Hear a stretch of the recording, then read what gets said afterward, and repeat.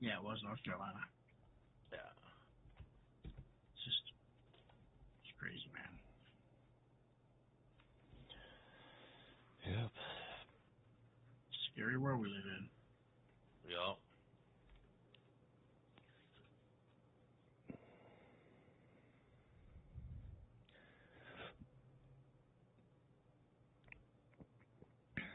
The fuck is up with ESPN's thing? Like, I click on the more, and you know, it like pops up like with the like banner down for like rankings and shit. Every time I try and scroll onto that, it disappears. Did you see that clip of Nick Saban talking about he knows how Bill Belichick feels? No, I did not. So, I haven't seen much sports. So it was him talking, and he's like, I know exactly how Bill Belichick feels. He's like, my first game coming back after, I think he was at Cleveland in the NFL, and went to go coach at Michigan State.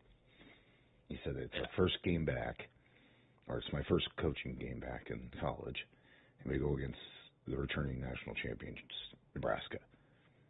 He says we get smoked 50-something to 3, and walking out to the center to shake Tom Osborne's hand, he's like, Tom turns over to me and says, you guys are not as bad as you think you are.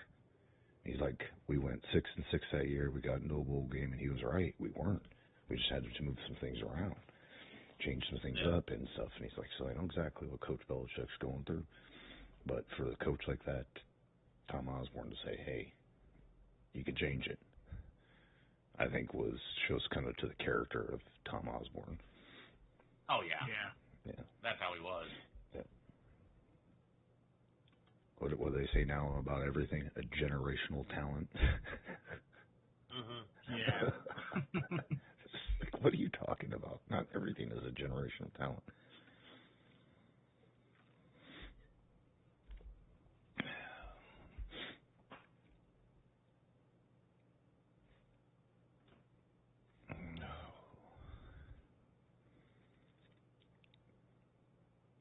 You guys have any certain topics?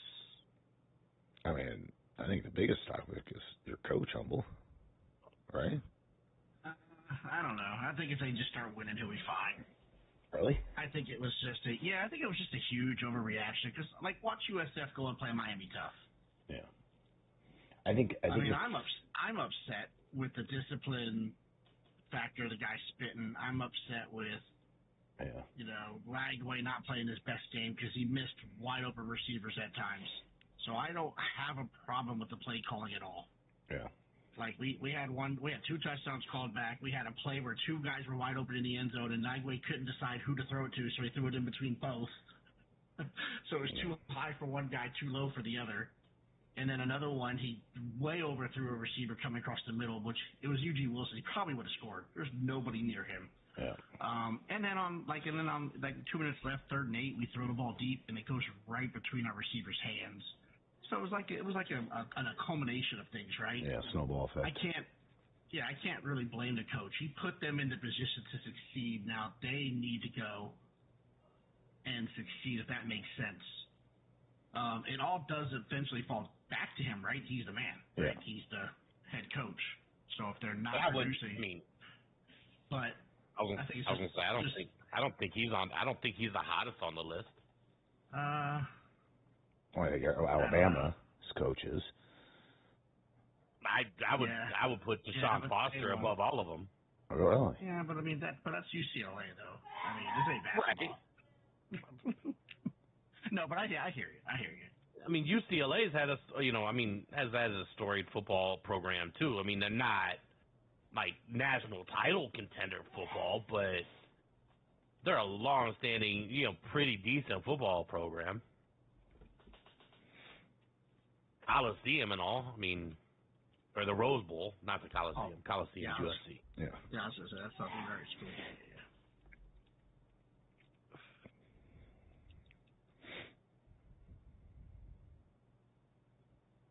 No, I don't have anything to talk about.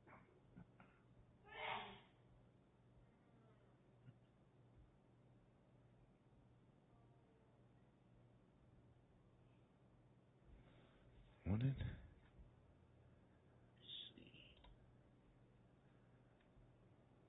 that once upon a farm.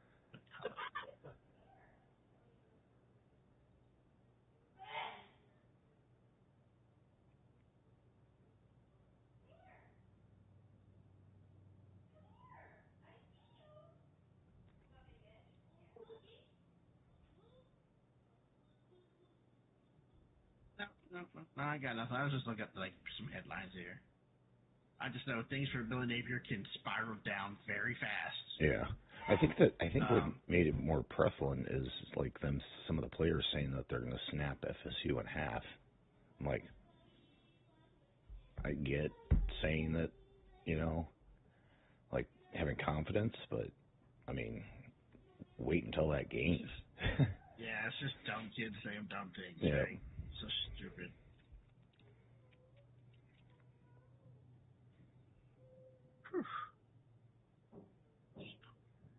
Oh, one thing. Did you see all the people fucking talking about, like, Arch Manning and, like, taking a deep dive, like, thinking he has shoulder issues and all this? No, I have not. I did see something, but I thought it was fake about, like, and I know the feud was fake about how, like, they think he's hurt and they think Sarkisian was taking, like, pictures of him in the bathroom or something. I was like, what? Like, no. No, I think it was a fake. It's one of those fake where they try to post a troll post where they fake post media and they try to just get people in the comments, just, going off at each other. Oh, Sarkisian did say that. Like, that was a live press conference. He took pictures of Manning in the bathroom? No, he would no. Okay, so that must have been out of context because the way he said it. So what it was is in the real press conference, like all of them. Well, like they were talking, people are going back and examining the film, and when you look at him, and every time he's been throwing, it's like his face is like making a wincing face. So like they're thinking he has something wrong with his shoulder.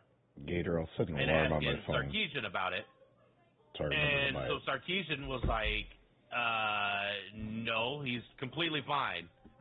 He's like, do you want me to, like something to the fact, are people filming you in the bathroom and looking at the face that you make and, judging, like, whatever?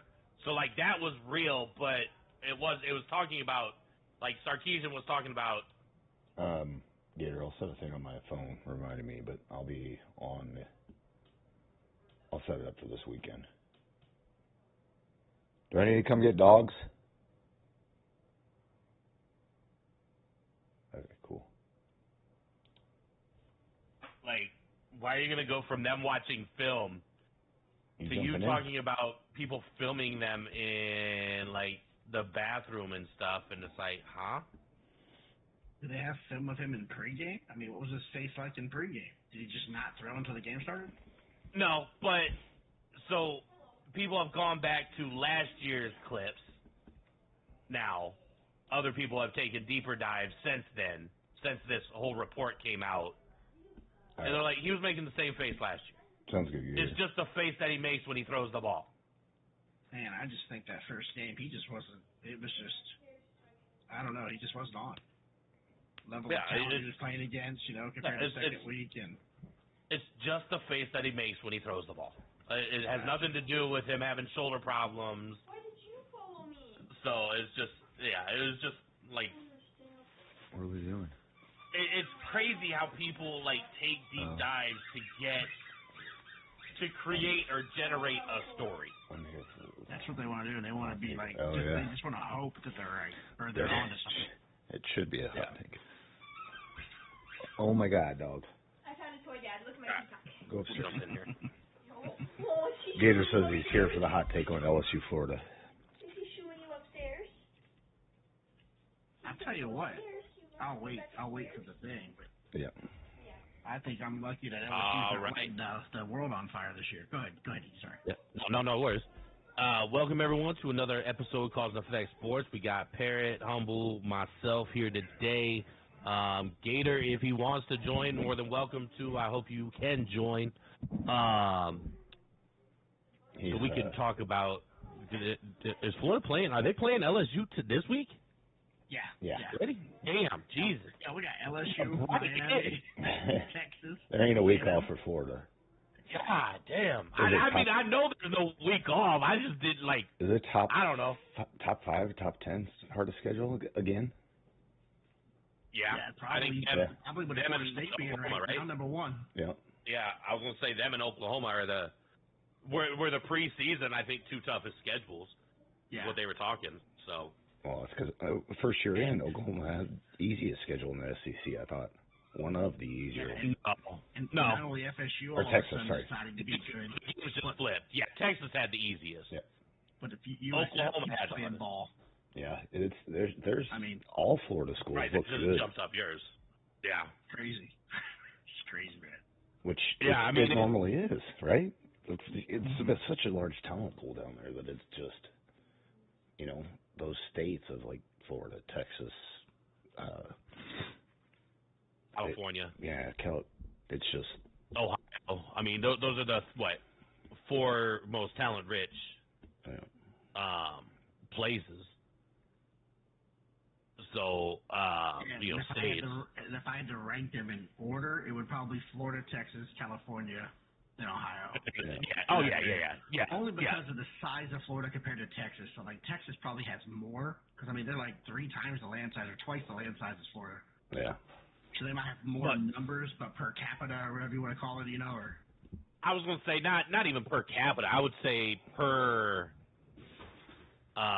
what are you doing? So, if you take it an average rating of the recruits, right? Yeah, and I didn't mean to say capita. I meant to say per square mile or per land size for the state. Yeah. I didn't mean to say capita. Yeah. Right, but I would just go. Based off the amount of recruits coming out, I would say the higher average recruit out of Florida is higher. Because in Texas, you have a lot of 1-star, 2-stars, stuff like that. Whereas Florida, I would say they have a more leaning towards 3, 4, 5 stars. You know what I'm saying? I would say their low-end recruits might be a 2-star. Whereas Texas has quite a few 1-stars. Just because they have, it's so big, but... And same even with California, because California, just with their population base, there's a lot of lower recruits too, lower ranked recruits. But jump right in. We could jump into some of the games last week. Not too much to talk about. Most of the ranked games, obviously your guys' game we'll discuss, but Oklahoma, Michigan kind of went. I think kind of as we said. Bama has great people too. Yeah. I thought maybe Oklahoma would have. It might have been a little bit higher score for Oklahoma, but I think it kind of went the direction that we kind of thought. Oklahoma kind of got a lead, and Michigan. Other than that, 70-yard touchdown run, Michigan had nothing. It was Michigan's defense, I think, the coverage that they were running. Mm-hmm. When you're watching that game. There was gaps, and it wasn't soft gaps. It was 10, 15-yard gaps. I just don't understand why they kept doing it. And maybe it's because of their lack of speed to keep up, I guess, for man, or zone drop read. I don't know. It's just there was definitely holes for them. Might pop in on the Florida take. I don't know. It depends if I get done with what I'm doing. All right, Gator. Sounds good. Why is this window captured? Not.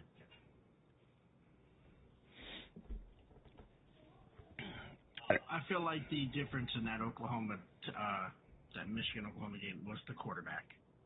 Yeah. Bryce Underwood I'm not saying he won't be a stud, because he probably will be. He's not ready yet for that level. Mm-hmm. Like he just struggled the whole game. What, like 9 completions the whole game? And it's not like he only threw like 14 times. I think he threw like 26 times or something like that. Yeah. So I think that was the real difference in that game. But it was a fun game to watch. I'm sorry. Go ahead, Barry. No, I was just gonna say, like, on your point there, is like I didn't see many deep passes out of him. You know what I mean? Mm-hmm. And to have that low of a stat for, you know, they were throwing a lot of screens, they were throwing a lot of unders. You know. Yeah. It was a very short field offensive scheme that they were doing. There wasn't They any. ran the ball really well. They ran well. I agree, but you know, everybody like, you know, initially was like, oh, you know, Bryce Underwood, like he's this, you know, great athlete. So they're, you know, talking about like potential dual threat. It's like he's never been mentioned as a dual threat quarterback, ever. I don't remember hearing that either. No, he's always been. He's a pocket passer quarterback. Not saying he can't run, but he proved in this game 5 rushes for damn near no yards or whatever. Yeah, 3 rushes. He's not a running quarterback. I saw another silly quote from, I don't know if it's real, but he mentioned something about somebody asked him why he doesn't run or something about to the effect where he refuses to do called quarterback run plays because he's not jeopardizing his body. Or something like that, and I don't know how real it is. I'm gonna look it up. You're saying he wants to be a pocket passer instead of a dual threat quarterback. And it's probably again one of those troll posts. Right, that, you know, make a statement out of nothing or whatever, but for me personally, I don't foresee him saying something like that. I don't either. Especially as a freshman, you're trying to earn the respect of your teammates. Coming out and saying something like that, immediately you lose respect. I get you there, but at the same time, we don't know anything about his mentality, what kind of leader he is, if he even is one. Is he a prima donna? You know, or is he the guy who's out there trying to get get what I'm saying? Like, I don't know, and I'm not putting words into his mouth. I'm not going to be one of those, you know, first take guys who just claim to know, you know. Yeah. But I'm just saying, we just don't know if he even is that kind of a player. Well, we know everything, don't we? Right. So. Well, we do. Not first take, we do. Yeah. We don't have those resources, but we know. I guess he got into a sideline altercation. I didn't see it. I was flipping back and forth between different games. I guess he got into it with his running back. Oh, my God, dude. They got into a little shouting match on the sideline. I literally click on the last game and I see something with that. Bryce Underwood, a generational talent. I'm like, what in the fuck, dude? Stop it. We were just talking about that. Stop trying to write. He's the new one. I mean, you know, Arch Manning was the last, and now Bryce Underwood's supposed to be the new one. Yeah. Okay. Oh, that's funny. Okay, I'm watching they try and prop up all these, like, 5-stars. They didn't say that about Dylan Raiola. He's a 5-star. No. Right? I mean, they didn't say about him. I don't get, like, where they come from with it, and it's just, I don't know. It's stupid. It's like, I don't, you're propping up the kid before he does a damn thing. Like, what are you doing? Yeah. And I get that, you know, I mean, hell, going back to LeBron, right? Like, they named him King James before he even fucking came into the league. Yeah. They propped him on that pedestal as the next coming of Jordan before he even stepped foot on an NBA court. Well, that's the thing. So it's like, I get it that they've been doing it for years and years and years. It's just stupid, though. They want to try and identify the talent before, like, Jordan was the GOAT, right? Yeah. But nobody ever sat there and said he's the GOAT during the time. Said he's an excellent player. They're going to have their hands full. Everybody, you know, plans to play against him accordingly. Yeah. You can't stop him. You can only try and contain him. But now everybody wants to put, like, okay, well, I'm putting this brand on you already of being this talent. Now you have to go and try and fulfill it. Yeah. Which isn't. Well, I think I think some people, well, not some people, a lot. I mean, it could be both. Want to be the first one to basically make the claim, right? Yeah. Because then if it comes to fruition, right, now they got the clout to be like, see, I said it first. Yeah. It's like, but now it's going to get, I mean, the person that said it first, it's going to get, I mean, all of that's lost in the wash now because of how many other people have said it. So if it doesn't happen, now you don't have, I mean, as many people coming back and being like, well, you're a bitch, you were wrong. Yeah, because they've moved on to the next one that somebody claims is. But right, exactly. I was listening to, I can't remember who the hell's podcast it was, but it was Ryan Clark and Derrick Henry. They were sitting there talking, and like Clark's like, me and you meeting in the gap, you're out. I'm taking you down. Yeah. And Derrick Henry's there. He's like, what? So you're saying I cut back, me and you meet in the gap, and you're taking me down? He's like, yeah, it's over. And this other guy, I can't remember who the hell it was on the show, and he's sitting there. He's like, dude, you're on a stretcher if he's coming through you. It was probably Channing Crowder. Oh, probably, yeah. I was gonna say, I think you were telling me about it too. Yeah, Ryan Clark a couple days ago. Nowadays, yeah. Does he not know who Derrick Henry is? Yeah. Do you know the funniest thing I heard? Somebody said that they're like about Ryan Clark. They're like, yeah, as soon as he got his teeth fixed, now he has all these like opinions. Oh, that's funny. I was like, oh shit. I was like, that's throwing stones, bro. You guys may have already heard this stat. Okay, you may have already heard this. But in 10 years in the NFL, Derrick Henry still has not rushed for more yards than he did in high school. Mm-hmm. Yeah. That's just 10 years in the NFL. Yeah. He had like 12,000 yards in high school or something stupid like that. Oh, yeah. I mean, like, I remember seeing his stats. It's like, yeah, I think he's like 400 or 500 yards away finally from eclipsing that mark. Yeah. Yeah. But he's just different. He's a generational. Talent's weird. It's just it's like LeBron. LeBron's got the size and the athleticism.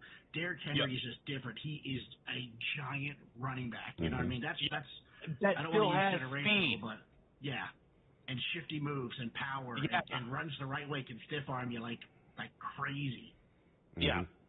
You know, it's like you mean hell the 5'8" to 6 foot running backs are basically a dime a dozen, right? I mean, so much in the NFL wise. I mean, don't get me wrong, there are top tier ones in that same category, but for sure, there's still a dime a dozen. You have multiple guys that play very similarly in that same skill set, skill range, but then you have Derrick Henry. Or before him, Adrian Peterson, Amon Green, like bigger power backs that could still, take you for the races. So, like, just different backs. I mean, you go back in the day, you have, the Herschel Walkers, right? Like those type of backs. Walter Payton, like bigger backs that had power.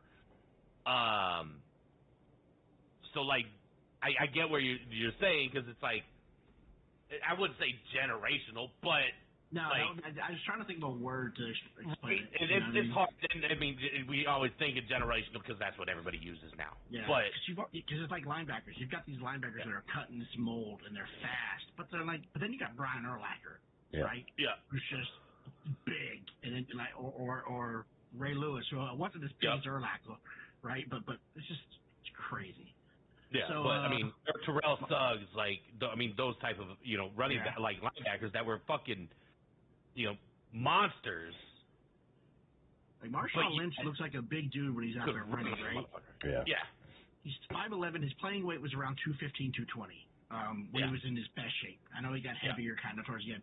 Derrick Henry is 6'2", 250. Yep. Yep. He can play tight end. That's just different kind of a weight to be moving around at a running back the way he does. at 4.4 speed. Yeah, yeah. Yeah. Well, it's the same with Urlacher, like you were saying. Like, I've seen him chase down running backs, and I'm like, where is later in his career even? It's like, holy Nobody shit. talks about him anymore. He's like a forgotten gem. He's like a great Hall of Famer. Easy, right? Just, nobody really brings his name up when they talk about great linebackers. Yeah. Because they never built a team around him. True. He was definitely off. Like, they had rough years. Yeah, they had defenses for days. It just fucking couldn't figure out an offense. Yeah, you had an offense with Rex Grossman for a bit. Yeah, I still say if it didn't rain during that Super Bowl, they would have beat Manny. Yeah. And then you had, the best quarterback of all time, for a few years. Don't say it. Just don't say it.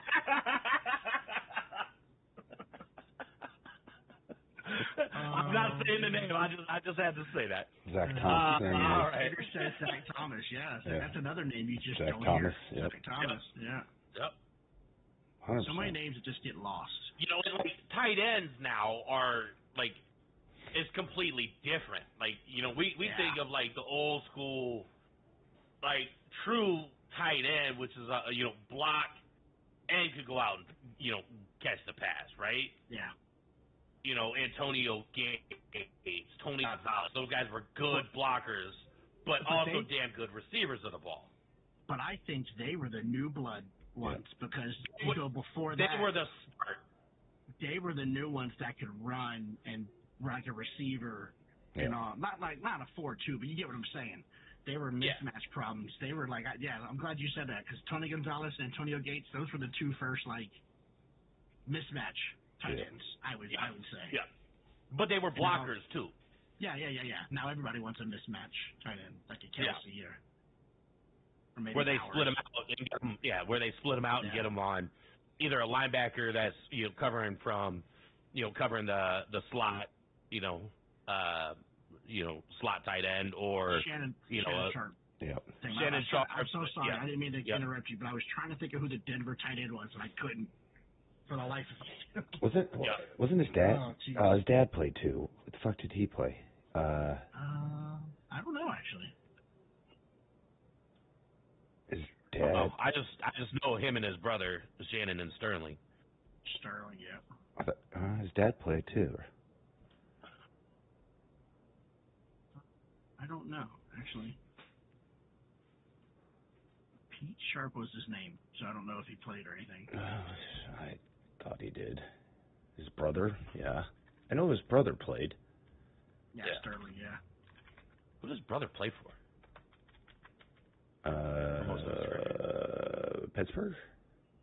I see a Sharp name in a Pittsburgh jersey for some reason. I'm not sure though. I think it was Pittsburgh though. Let's see, Green Bay Packers. That's okay. I remembered Green Bay for a bit, but yeah, that's what it says from '88 to '94. 7 seasons with the Packers. Oh no. Okay, so that was more. His dad did not play, so maybe I was mistaken it for his brother. Because his brother was a hell of a player too. Yeah. Yeah, he had 8,000 yards, 66 touchdowns. Mm-hmm. Yeah. With that would have been. He's in the Hall of Fame too. I will say that was what Brett Favre, right? Quarterback during that time. Yes. Yeah. Most of that time, anyway. Brett Favre. Not all. All right, so we got the one interstate rivalry. I think this was kind of the first rivalry game of the year.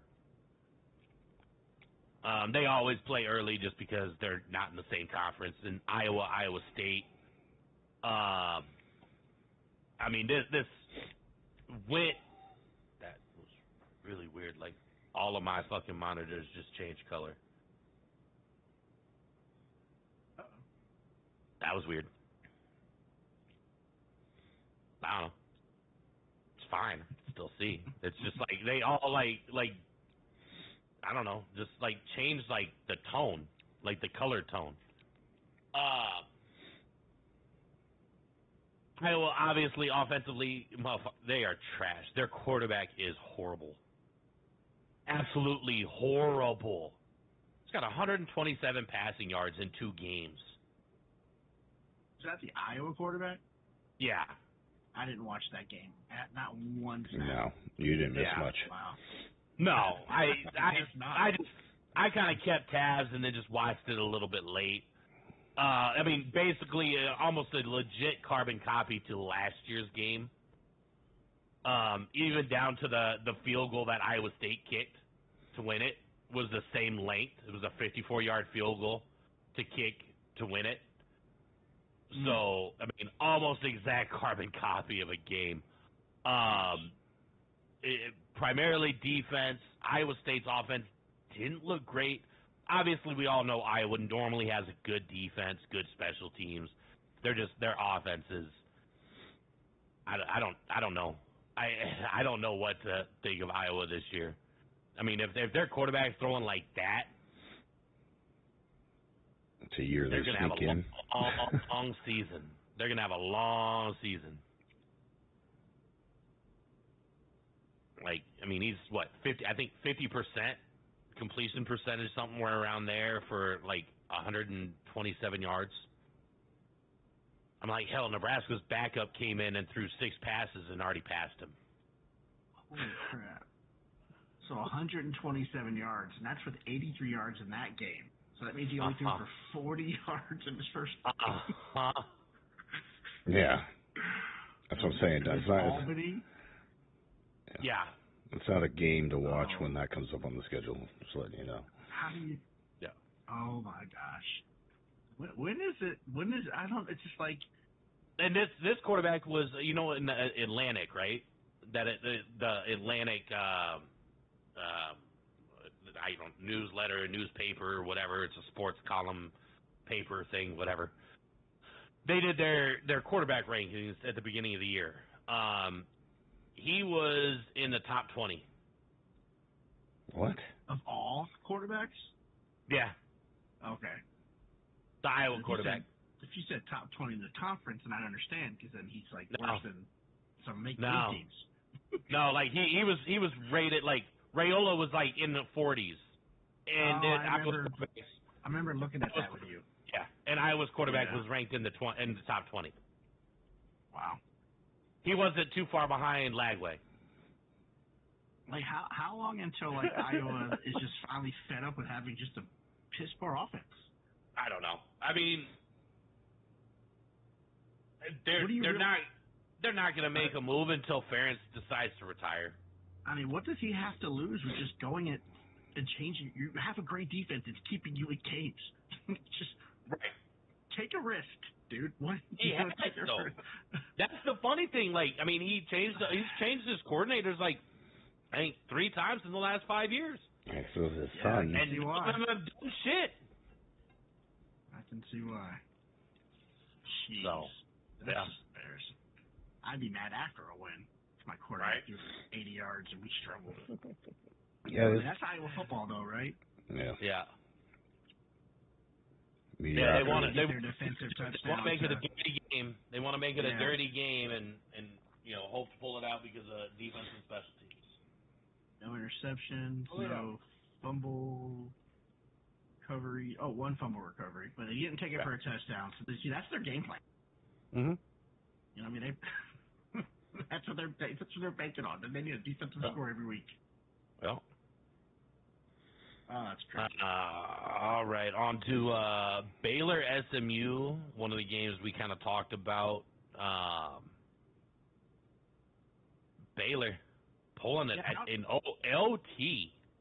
Did we all pick good games? That was my game, the Baylor SMU game. No, because the other one was Illinois Duke. And Illinois ended up running away with that. Yeah, they did. Which I think was, I mean, obviously, even to the, guys that make the spreads in Vegas, right? That was an anomaly to them. So that's just, Illinois I think a little bit more legit than we were thinking of, and I think Duke on the other edge of the spectrum is maybe worse than we were originally expecting. So I was flipping back and forth between this game, and it didn't seem like Duke was playing terribly, worse than Illinois. It's just when I looked at that score, I was like, damn. Uh-huh. 4 fumbles, that'll do it. Yeah, that was.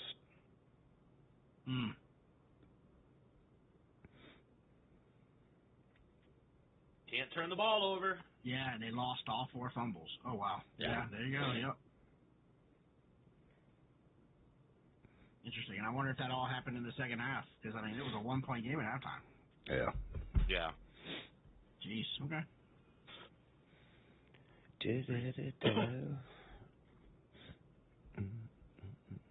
But then, Baylor, we talked about, Baylor from, week 1. Because we're like, they, it was a close game week 1, and, they looked good. They lost, but we're like, that's why we, kind of picked this game, thinking it might be, an interesting game. And, yeah, obviously we were proven right. Yeah, I was thinking if Baylor could play better defense, because I thought that Auburn game kind of looked misleading. Yeah. And obviously they didn't play better defense. They gave up 45 points. But so I think they played better offense. Yeah. Right? Yeah. Their quarterback went 34 for 50 for 440 and 4 touchdowns. That's awesome. Yeah. A lot of fucking throws, man. Yeah, it is. It's crazy when you see that amount of throws in the college game anymore. Yeah. And I don't understand. It went in overtime. I did forget about that. The game went in overtime. I remember flipping over to it. Two overtime. Yep. Yeah, because they still ran the ball 44 times. So it's not like all they did was drop back and throw. They were pretty balanced. Yeah. But, yeah, obviously 2 overtimes, that's, potentially dependent on, drive-wise. That could be another 10-plus plays. So, at least 6 plays, potentially. On the higher end, maybe more. But, you're only going from, was it the 35? I think it's the 25. 25. Yeah, I think it's 25. It should be the 35. The reason I say that is because then it puts you at a 50-yard field goal right off the bat. If you don't move at all and you go to kick a field goal, it's a 52-yarder versus a 42-yarder. That's the only reason I think it should be at the 35. But nowadays, I don't think 50-yarders are unheard of. So.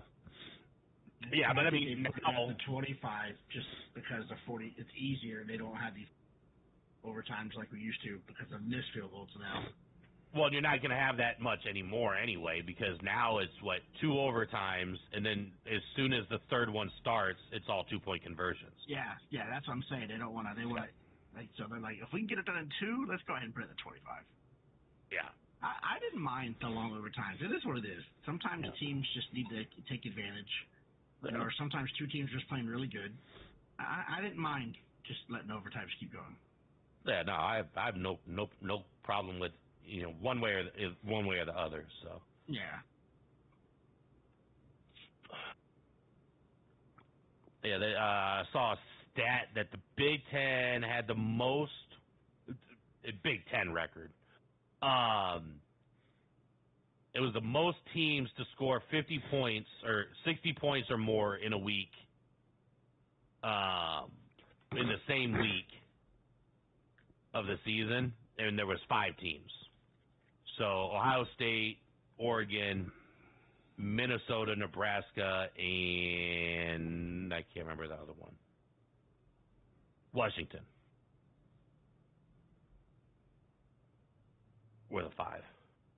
All scored 60 points or more. I was like, damn. And I'm like, oh, so 3 originals, 2 new. Right? Because you have Oregon and Washington that are the newer additions. I'm like, realistically, if you want to go really truthfully, 2 original, 3 new. Because Nebraska's technically an addition. Granted, we've been there for 15 years, but technically they're an addition to the original Big Ten. Yeah.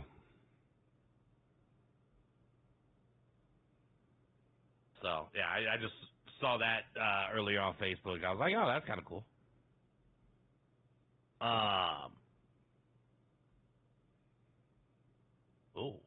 So New Mexico scored 32 points. I mean, granted, it was against Idaho State. I was looking because New Mexico plays UCLA this week.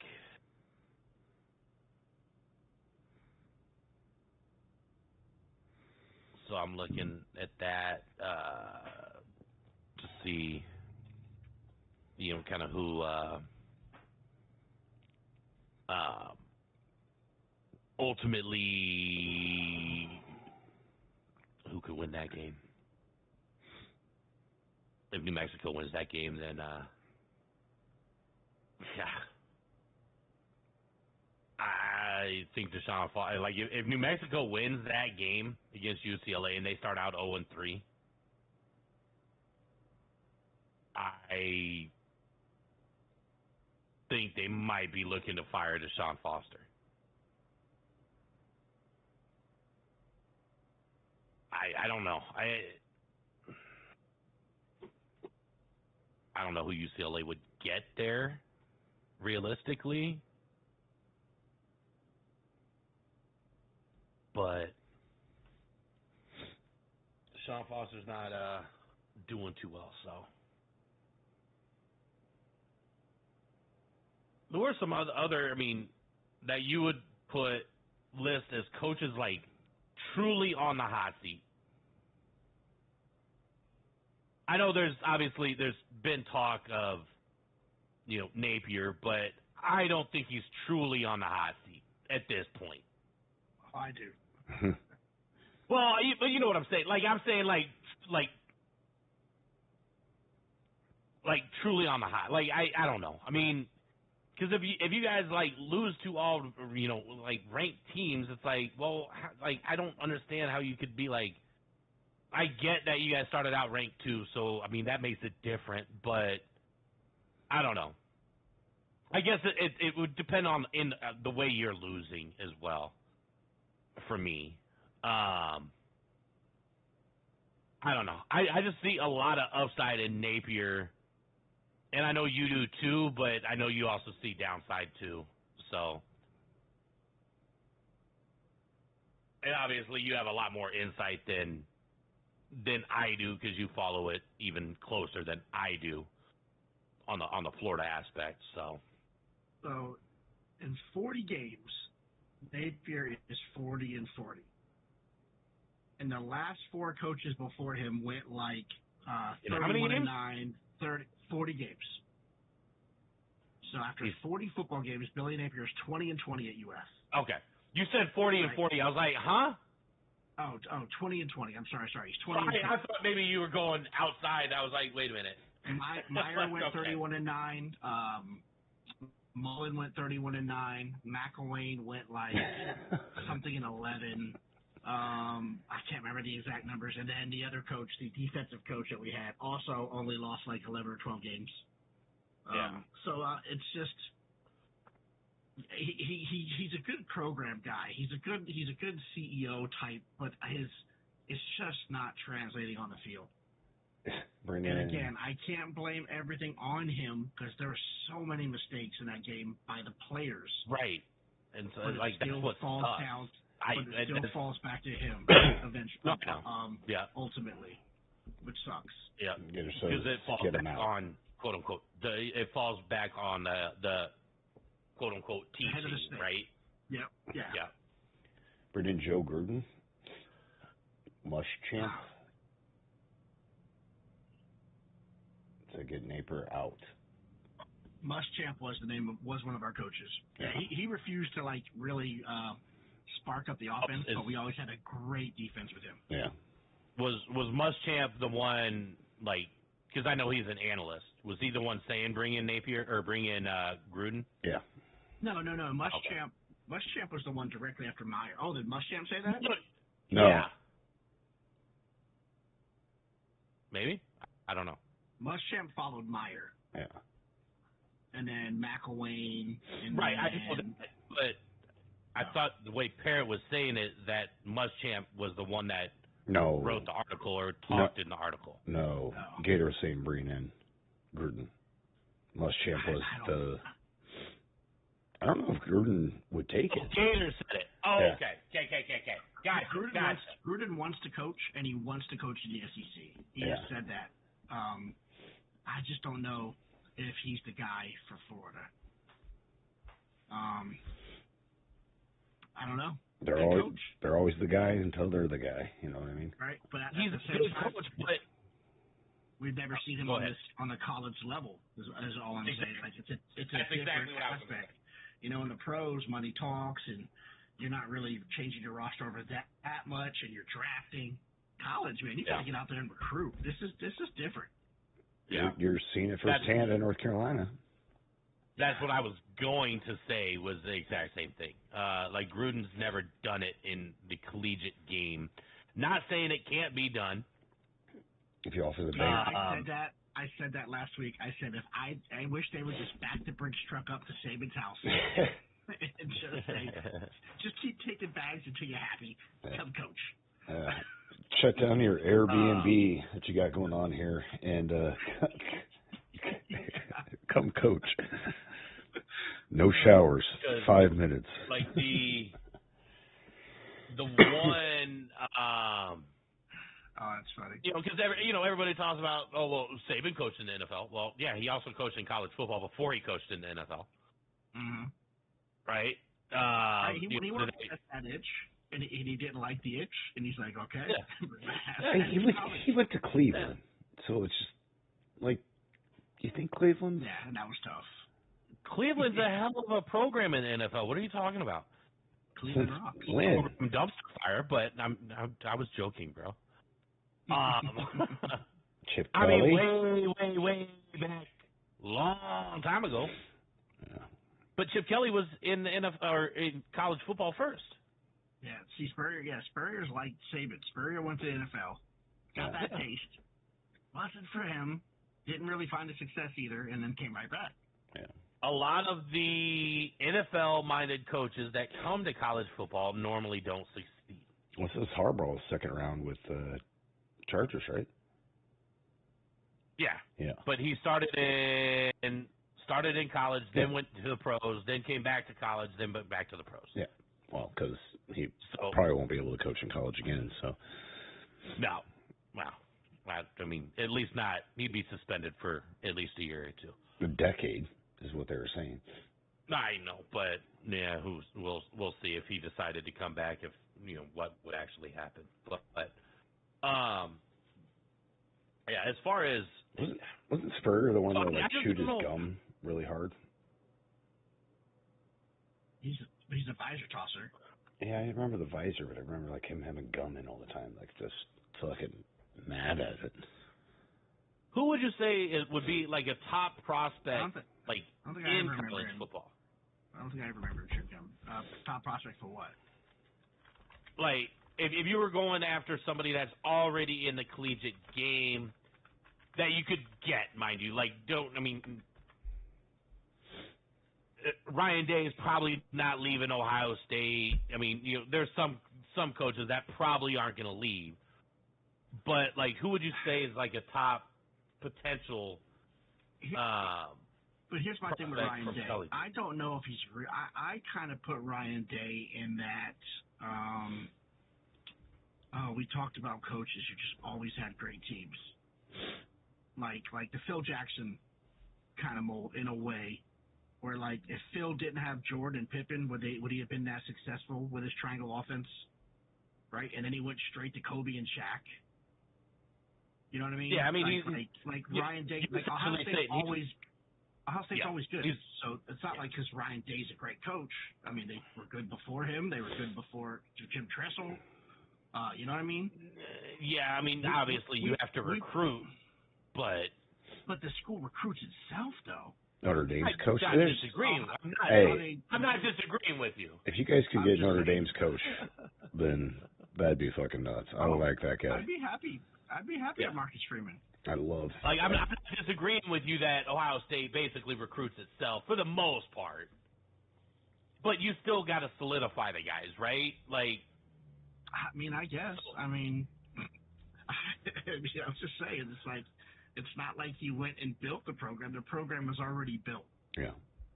Yeah, he just had to sustain it. Look at this. I agree. Look at this dynamic. I agree. These two coaches come in to similar programs. Let's say the Ohio State coach and the Alabama coach. Do you think it's going the same way for the coaches? Difference was Ryan Day was on Urban Meyer's staff when he was there. Yeah, I understand. I understand. Different dynamic there. I feel like you're not versus going outside and getting a completely new coach and completely new scheme to bring into Miami or Alabama. So different scenarios there.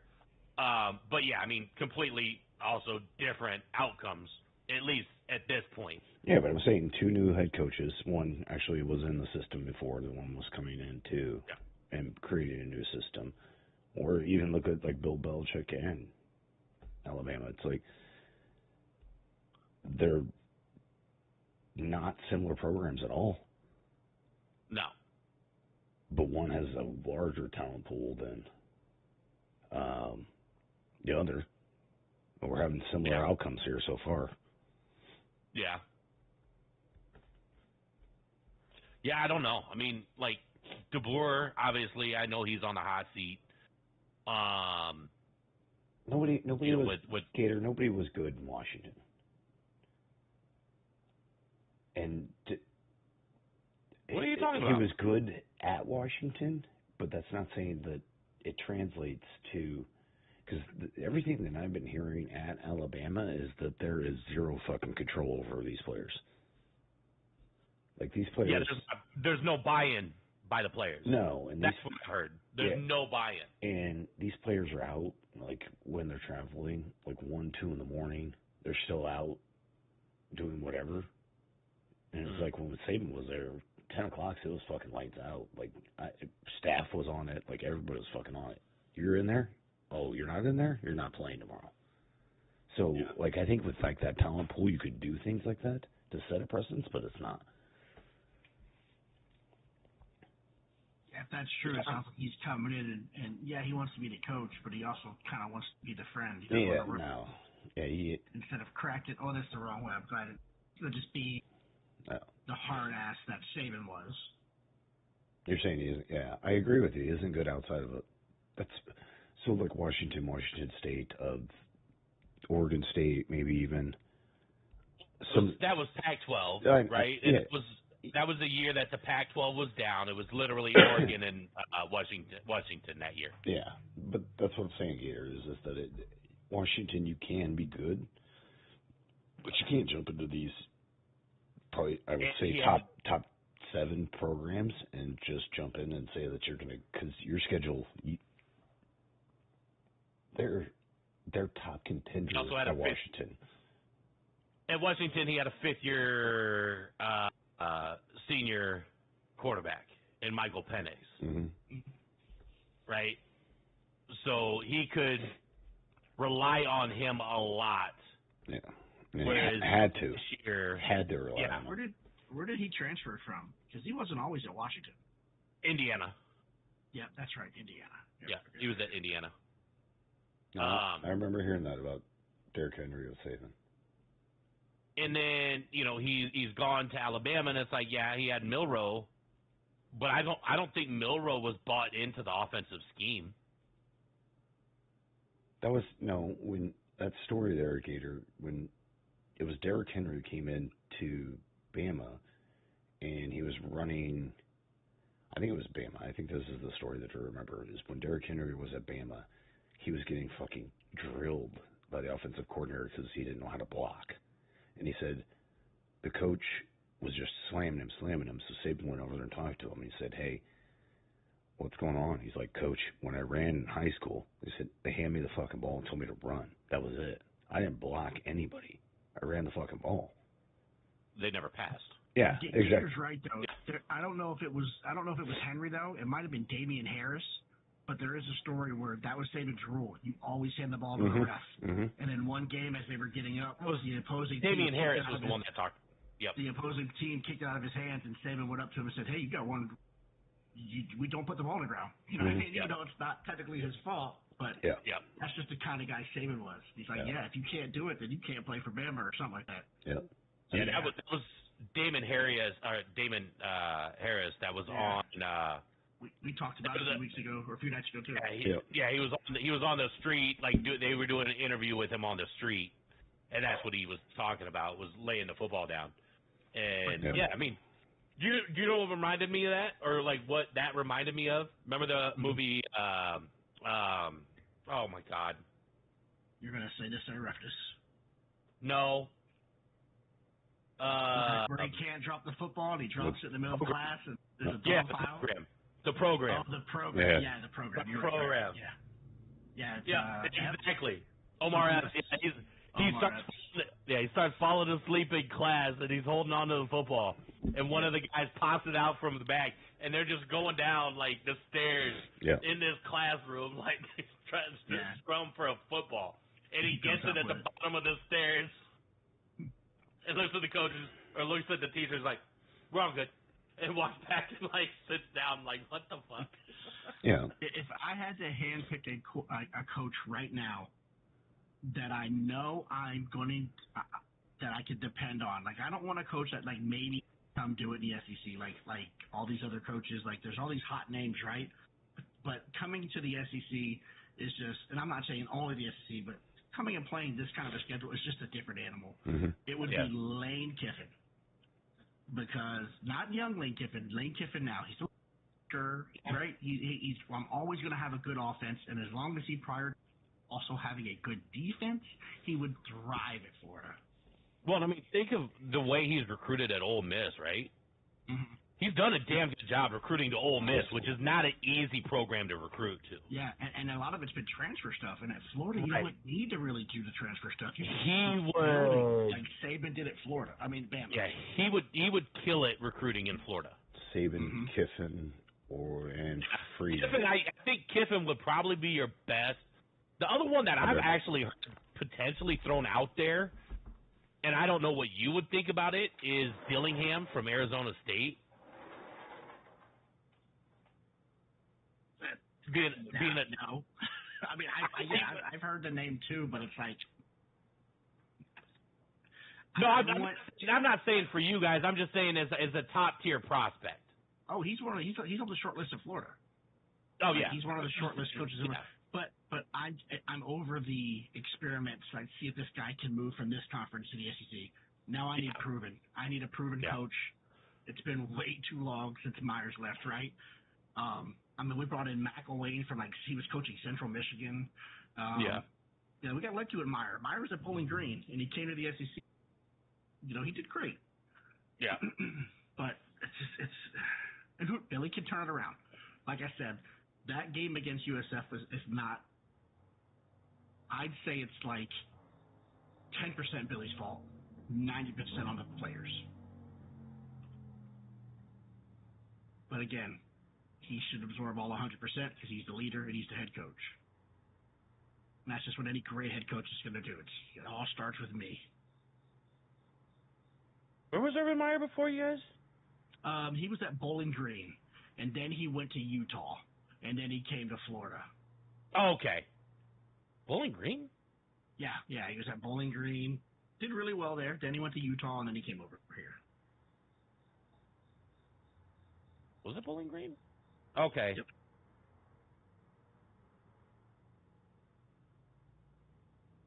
Let's see. I'll tell you the years here. He was at Bowling Green for 2 years in 2001 and 2, then Utah for 2 years, then Florida for 6 years. Okay. And then Ohio State for 7 years. Why does it have Colorado State on here? Huh. I don't have any clue. Oh, wide receivers coach. Got it. Okay. Oh, okay.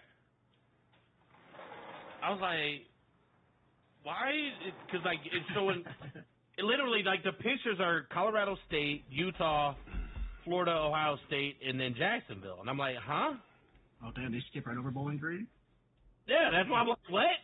Those poor dudes. Yeah, I've had Bowling Green. I'm giving you love. That's why I was asking. Like, that's why I asked so many times. And then I scroll down to the AI, like, profile review, and then it said Bowling Green, Utah, and then Florida. I'm like, okay. Listen, I take Meyer back. All's forgiven, Meyer. Just stay out of the bars. Stay out of the frat house and stay out of the bars. Come on back. Bring yourself a really good. Hey, bring Mullen back over, offensive coordinator. You know, go get you a good defensive coordinator like you always did. Do you really think that anybody that's like became an announcer and see how easy that the money is that they're making now would want to jump back into, I guess, coaching again? So the reason I ask this is because these guys that are being announcers and, you know, game day and everything like that, they're probably making similar amount of money to what they did coaching. They're still interacting with coaches and players and things like that.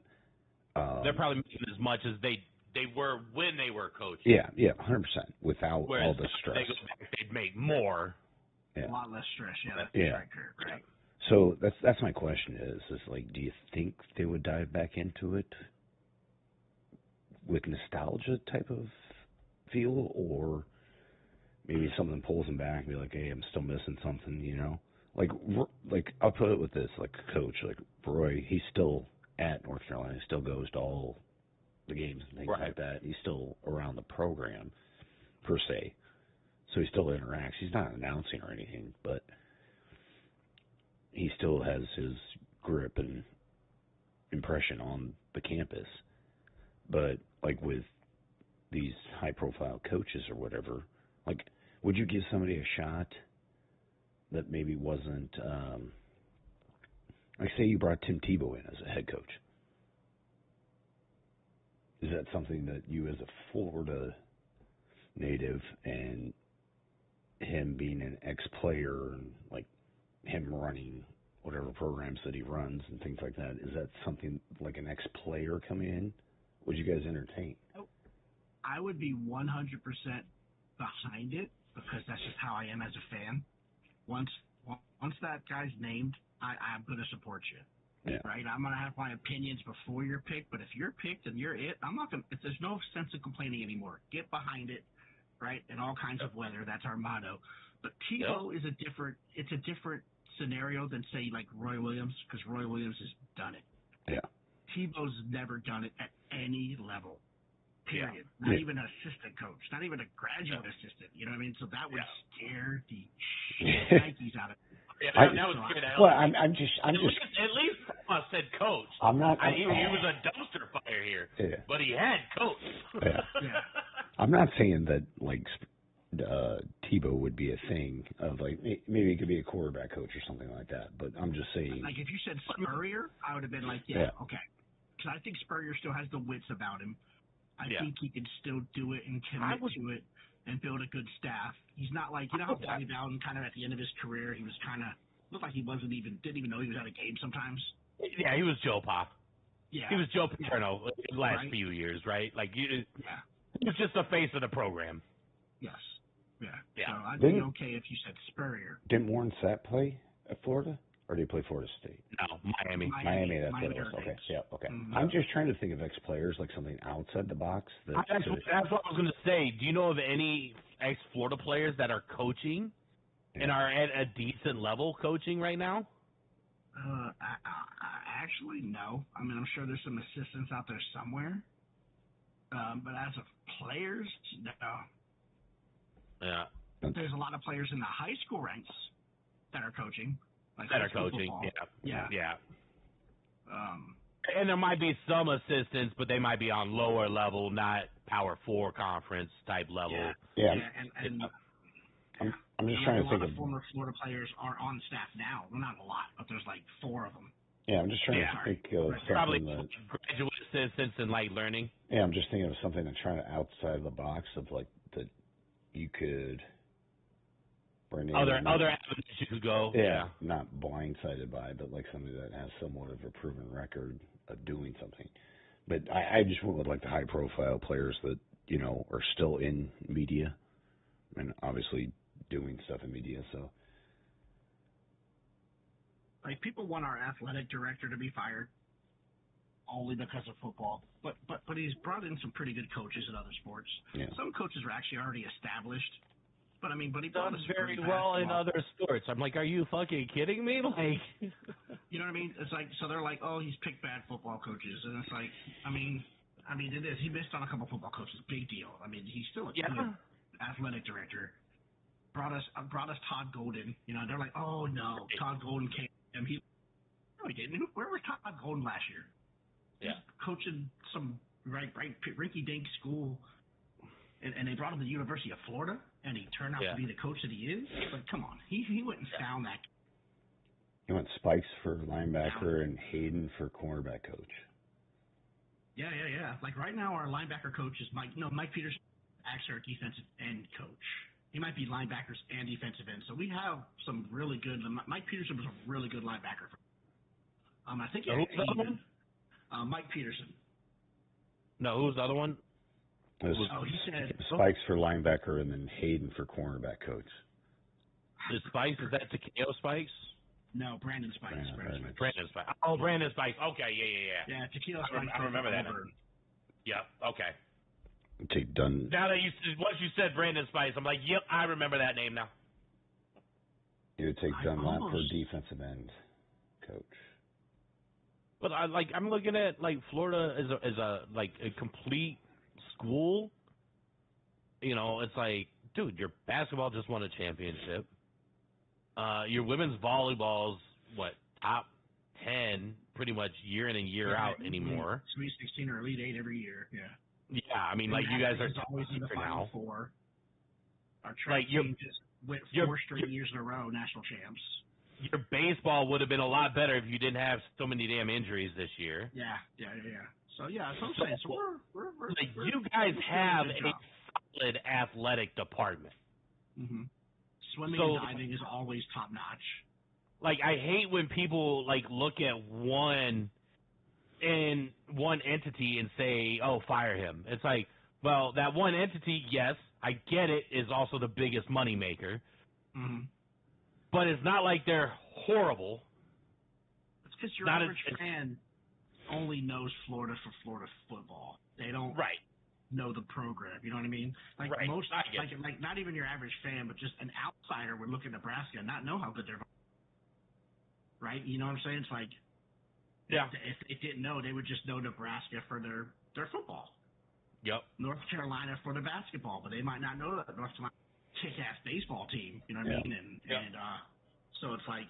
And lacrosse and field hockey and soccer. Yeah. And, you know what I mean? Women's soccer is top tier every year. Mm-hmm. Didn't Mia Hamm go to North Carolina? Yeah. Mm-hmm. Yeah. I remember that. Yeah. So it's like, I mean, it's an athletic department, not a program. But like I told you, I gave you guys that funny stat for the Olympic. Florida, like if they did Olympic medals by colleges, Florida was like the 6th highest country. The University of Florida was the 6th highest country for earned medals in the Olympics. Oh, from that last summer Olympics? Yeah. Yeah, that's crazy to think about. A college, if a college said, "Hey, we're the," Yeah. So, no, I I wanted to think outside the box of like coaches for you guys because like if this does come to fruition, obviously it's going to come latter part of this year for your coach. Yeah. Same. Yeah. And same with a couple other coaches. And I've seen some things that I've read of like Arizona State's coach coming over, but I brought that up. Yeah, but I don't. Not too happy about that idea. No, that's Dillingham. Yeah, I know. It's not that I don't like him. Like I said, I'm not ready for another. We'll see how he does in the SEC type deal. Yeah, right. So I was going to ask you. So like, out of the SEC programs, other than Ole Miss, because we already talked about Lane Kiffin, what other schools could you see your program potentially making a run at coaches. Well, there's the Missouri coach was also on the list before they hired him. I was gonna say Missouri and maybe even Auburn were going to be the two that I'd potentially throw out there. Not even Auburn's head coach, their offensive coordinator. I would probably try to pluck and make him a head coach. I think Gus Malzahn is the offensive coordinator there. I could be wrong. Yeah. He just took over there. Okay. Yeah, because he was at UCF last year, and he just took over. Oh, no, he's at Florida State. That's right. He's at Florida State. You're right. Who He is it was at Auburn. He was at Auburn, and then yeah. So he was at Auburn, and then he went down to UCF. For like a year, maybe two. That was Florida State. That's right. They're gonna have a good running attack this year. Yeah. Yeah, you're right. Dang it. And as soon as I looked him up, I was like, damn, that's right, FSU. Those bastards. I mean, what about not Bama's coach? What about Oklahoma's? No. No? Nah. Dude, I don't know. Maybe just Mississippi's coach. I mean, maybe South Carolina's coach, maybe Beamer. Because he's done pretty well at South Carolina. That's kind of a hard school, in my opinion, to be relevant in football. You know, and then Tennessee's coach. Yeah, I'd be happy with him as long as he keeps our defense. Because when Florida plays good defense, it's just the swamp's just different. Just like in Nebraska, right? That stadium's just different when your defense is elite. So I would take Tennessee's coach, especially when your defense scores first. That would be the whole fucking dynamic. That would be a huge hire if you got Tennessee's coach. Yeah, Josh Texas coach. I'd take Sarkisian too. I just don't think Texas's money is too big. I don't think Florida has to pull him away from there. Yeah, I don't think he's leaving Texas. He's a good recruiter. He's got a good offense. Good offensively minded. Yeah, but Heupel, come on over, Heupel. He's living up good at Tennessee. He's living up really good right now. Yeah. He's enjoying Kiffin's doing good, right? Beamer's doing good for South Carolina. I mean, any potentials that you would look at, maybe even Big Ten oriented? Because I know you're not looking Big 12. Realistically. Only if they have Big Ten. Big Ten, I would compare them to the SEC now, and maybe you guys might even have the edge right now over the SEC with quality. Time will tell, right? We'll see. It's close. That's one of those things where we'll just have to wait and see. And it's not even a big deal because they're going to meet in the playoffs anyway. Who's SMU's coach? Because them to come out of the fucking gate in the ACC and actually compete was something that's a surprise to me. Where's he? Offensive guy. He's usually got a good offense. Yeah, but I know defensive wise they don't stack up or whatever, but like him as a coach is. Last year their defense was fairly solid though. Yeah, it wasn't terrible last year. Oh, what is his name? And to resurrect that program from what they used to be, right? Yeah. Oh yeah. Rhett Lashley.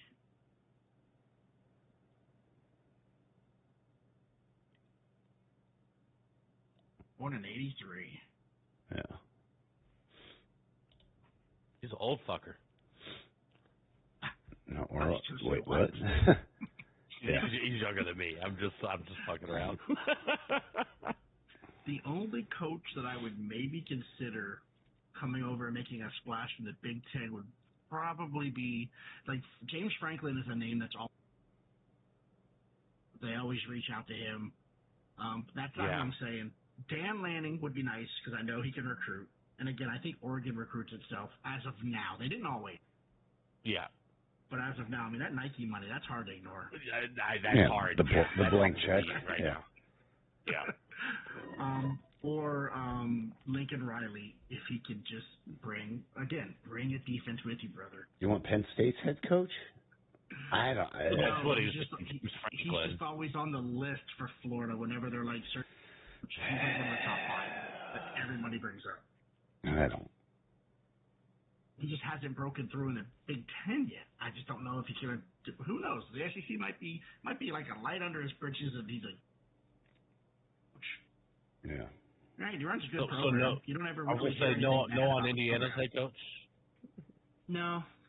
No. I'm just joking, but Oh, no. You can't bring Indiana's. I mean, he hasn't been proven enough. I mean, Yeah. Notre Dame's head coach is like, if you guys were to swipe somebody away, I think he would fucking just make Florida the powerhouse that it should be. I agree with you. The only thing I'd say bad about him, and this isn't a bad thing, but he seems to run a little bit more run-based offenses, Yeah. which wouldn't necessarily coincide with Florida, right? Because you have so much talent at the receiver positions and all over. Now, I'm not saying that obviously he could bring in a different offensive coordinator that would fit that type of scheme. So that could be an absolutely moot point at some point, like, right? But just what he runs at Notre Dame is more of a run first instead of last week, right? Instead of against Miami.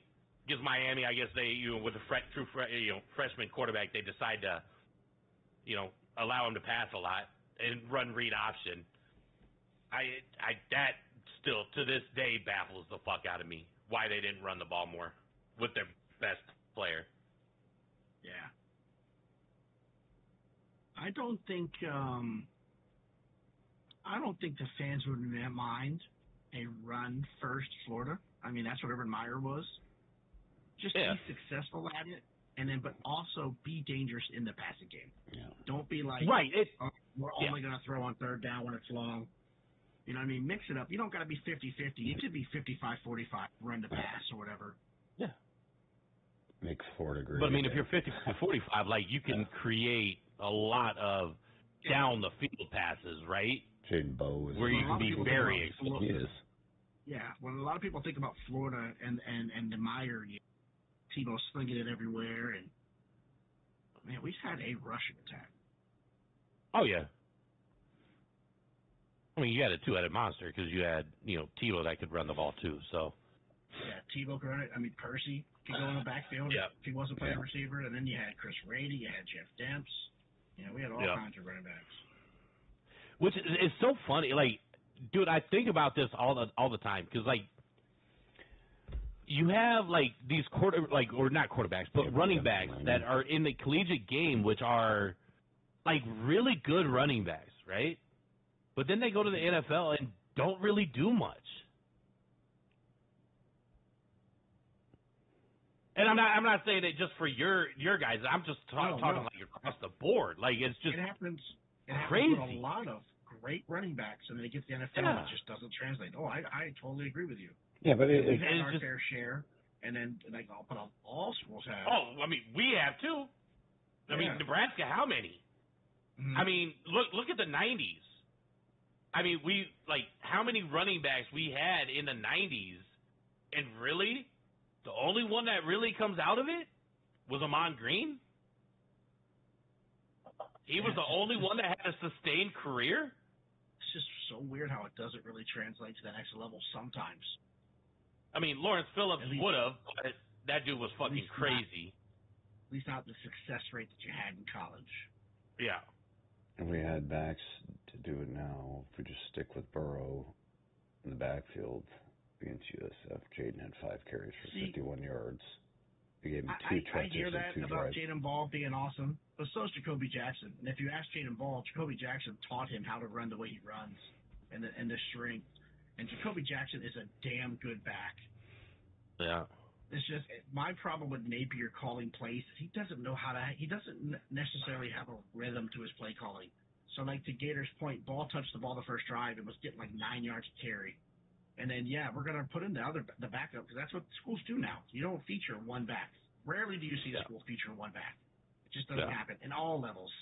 But then when we put the next guy in, he might get one carry, but we might just throw the ball 3 times. And then Lagway's off. He's like not throwing the ball the greatest. It's like, have a rhythm, dude. You're killing him in the run game. Just keep running the damn ball. And then penalties killed us. Like, we had a long touchdown called back on a run from penalties. We had a touchdown pass. Didn't you guys have, like, 9 penalties? Yeah. I think I remember seeing at one point. 12 total, I think. Yeah, I was going to say, I just thought I saw it at one point, like, 9, and I was like, Jesus, that's a lot of penalties. I mean, it's not all on Lagway, but he's had a decent game, but he missed a wide open, a guy dragging across the middle in the second half. It was Trey Wilson, nobody near him, throws it like way over his head. Yeah. And then and like I said, they had 2 guys open in the end zone. He can't decide who. Yeah, I mean, and obviously, the big play from South Florida when you guys were scrambling defensively, they tried to snap it off quick, just trying to get a penalty, essentially, of you guys rushing off the field and too many men on the field, which ended up being, a guy that was open down the field. They hit him. And it's not that he was even open. If you watch that play, it wasn't that open. No. Right. One guy fell down, and the other guy took an angle that you think it was like Joe Montana football from the Sega back in the days. You could just run. Yeah, missed the tackle on that, and then he took it to the house, and it's like, you guys don't have. I mean, because you guys for the most part played pretty damn good defense. You don't have that one breakdown. You guys win the game. Yeah. Right? So it's like a tight end dropped 2 passes right in his hands. So yeah. It was like, just a and sometimes you have ugly games, and you just have to get through them and win it. And that one you didn't get through it and win it. And then a guy spits.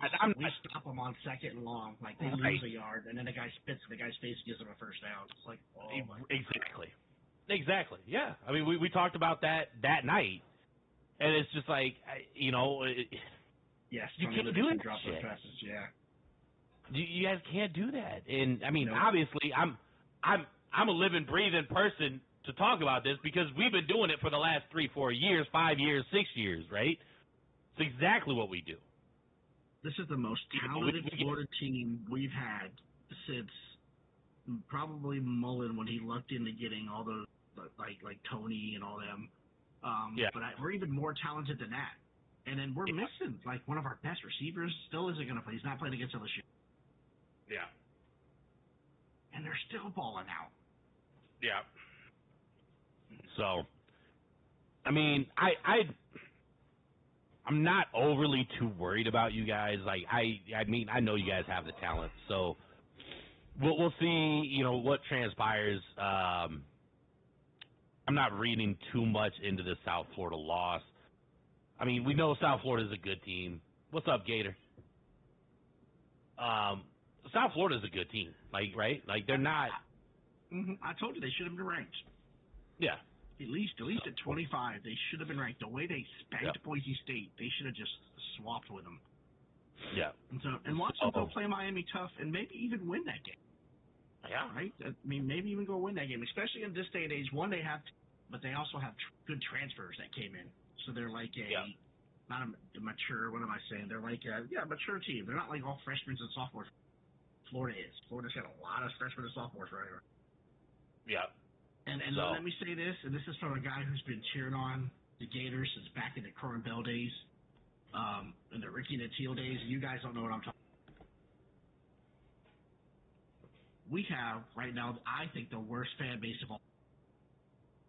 To hear them turn on Lagway the way they did, after hyping him up all summer about how he's the Heisman guy, greatness, and he has one bad throw here or there, and they're like chanting for the backup.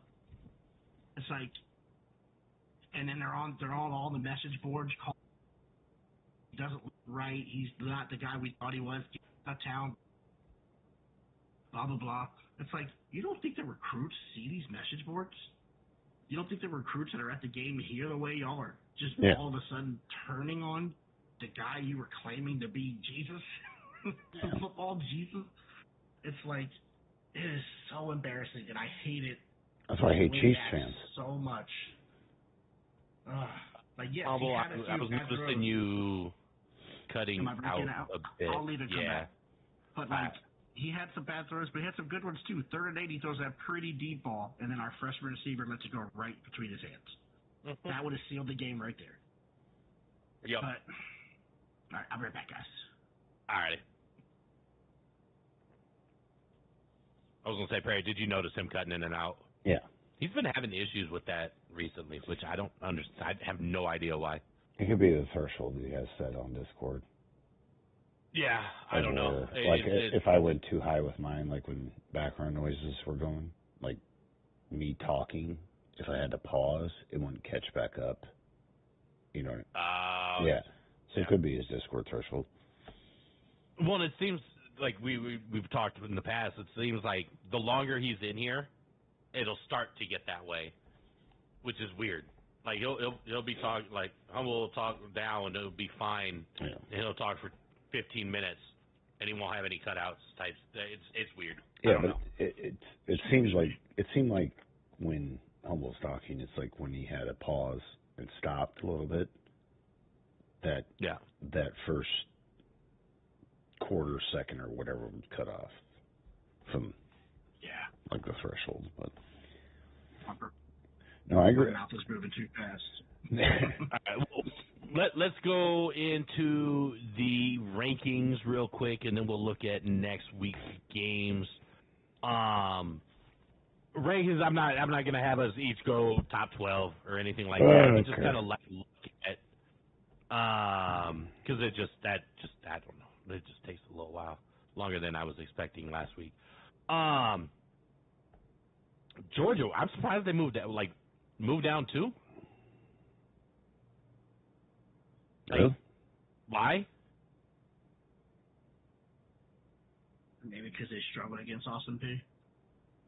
Yeah, I mean, I don't know, but a lot of teams struggled kind of partially there were a lot of teams across the board that struggled first half and then maybe whooped up on them in the second half or whatever. And I don't know. It just kind of surprised me that they dropped too. I mean, it's neither here nor there because it's not like it really matters in the grand scheme of things, but I mean, I don't know. I mean, they struggled with Austin P the entire game. Yeah. Right? Never got their backups in, really. I mean, they put their backup quarterback in, looks like last drive, threw 2 passes. So I get it, and not a big deal, but like you said, it's going to work itself out. And I think Oregon demolished whoever they played, and so did Miami. I think Miami also shellacked whoever they played. Yeah, they did. Because they both didn't. I don't think they even played anybody, to be honest. Yeah, Miami played Bethune-Cookman and won 45-3. And then I think Oregon put up like 70 on Oklahoma State. Yeah. That's right. Yeah. Which, Oklahoma State's garbage, but... Yeah, that coach might not be there much longer. He might be on the hot seat. Which is crazy, because, I mean, you think of how long he's been there. Mike Gundy? Yeah. Been there a long time, man.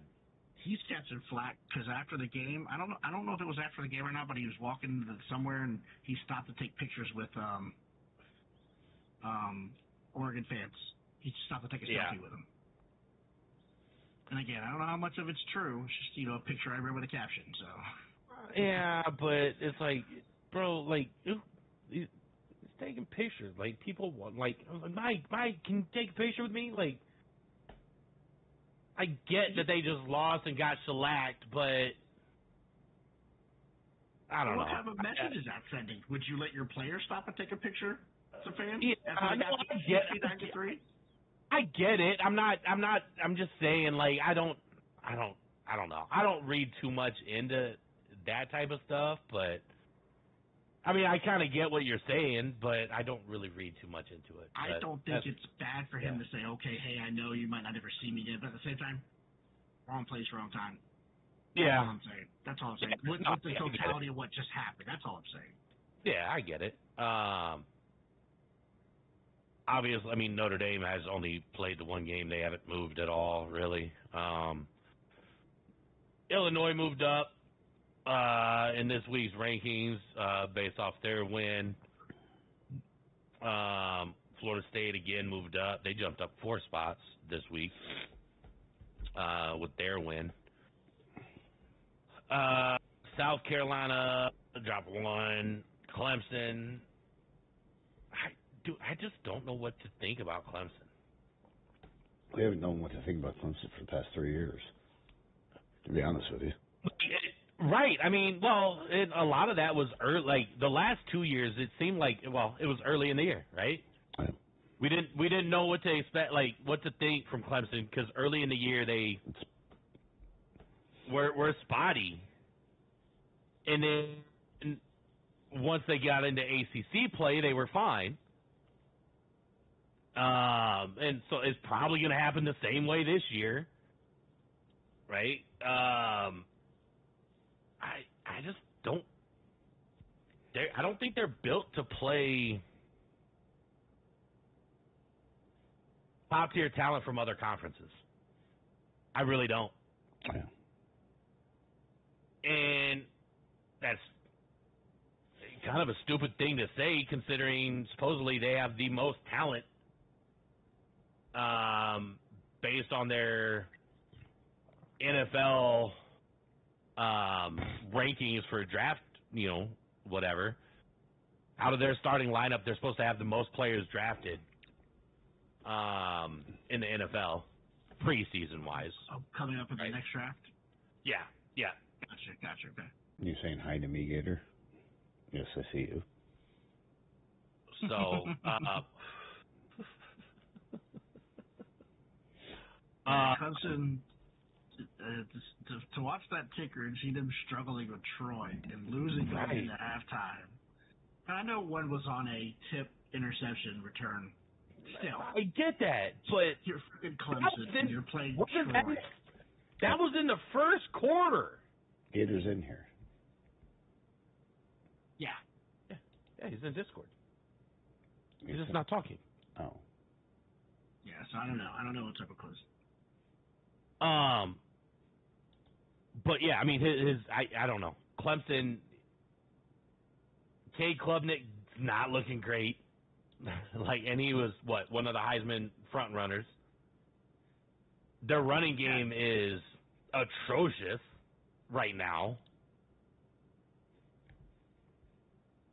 I don't know. I mean, Troy was were they still leading going into the fourth quarter? No, Clemson ran off 17 straight in the third, I think. Let me pull the game back up. I just had it up. Darn it. Yeah, you're right.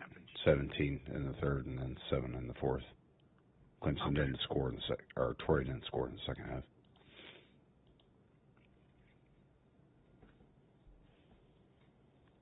Because I basically, once Clemson took the lead, I basically stopped watching. Yeah, that's when we were like, okay, there it comes. Because I think that was also around the time the Nebraska game started, so I was like, all right, whatever. I don't care anymore. And you guys were still playing, so I turned on your game instead. So I was watching that back and forth, and then Oklahoma and that. So Oklahoma still don't know. Iowa State, I know they're 3-0. I don't think they're deserving of 14. In all actuality, the obviously the win against K-State is not a good win now, right? K-State's been trash. So the ranked on ranked, first week win or week 0 win in Ireland is not a good win for Iowa State. Tennessee actually has surprised me more.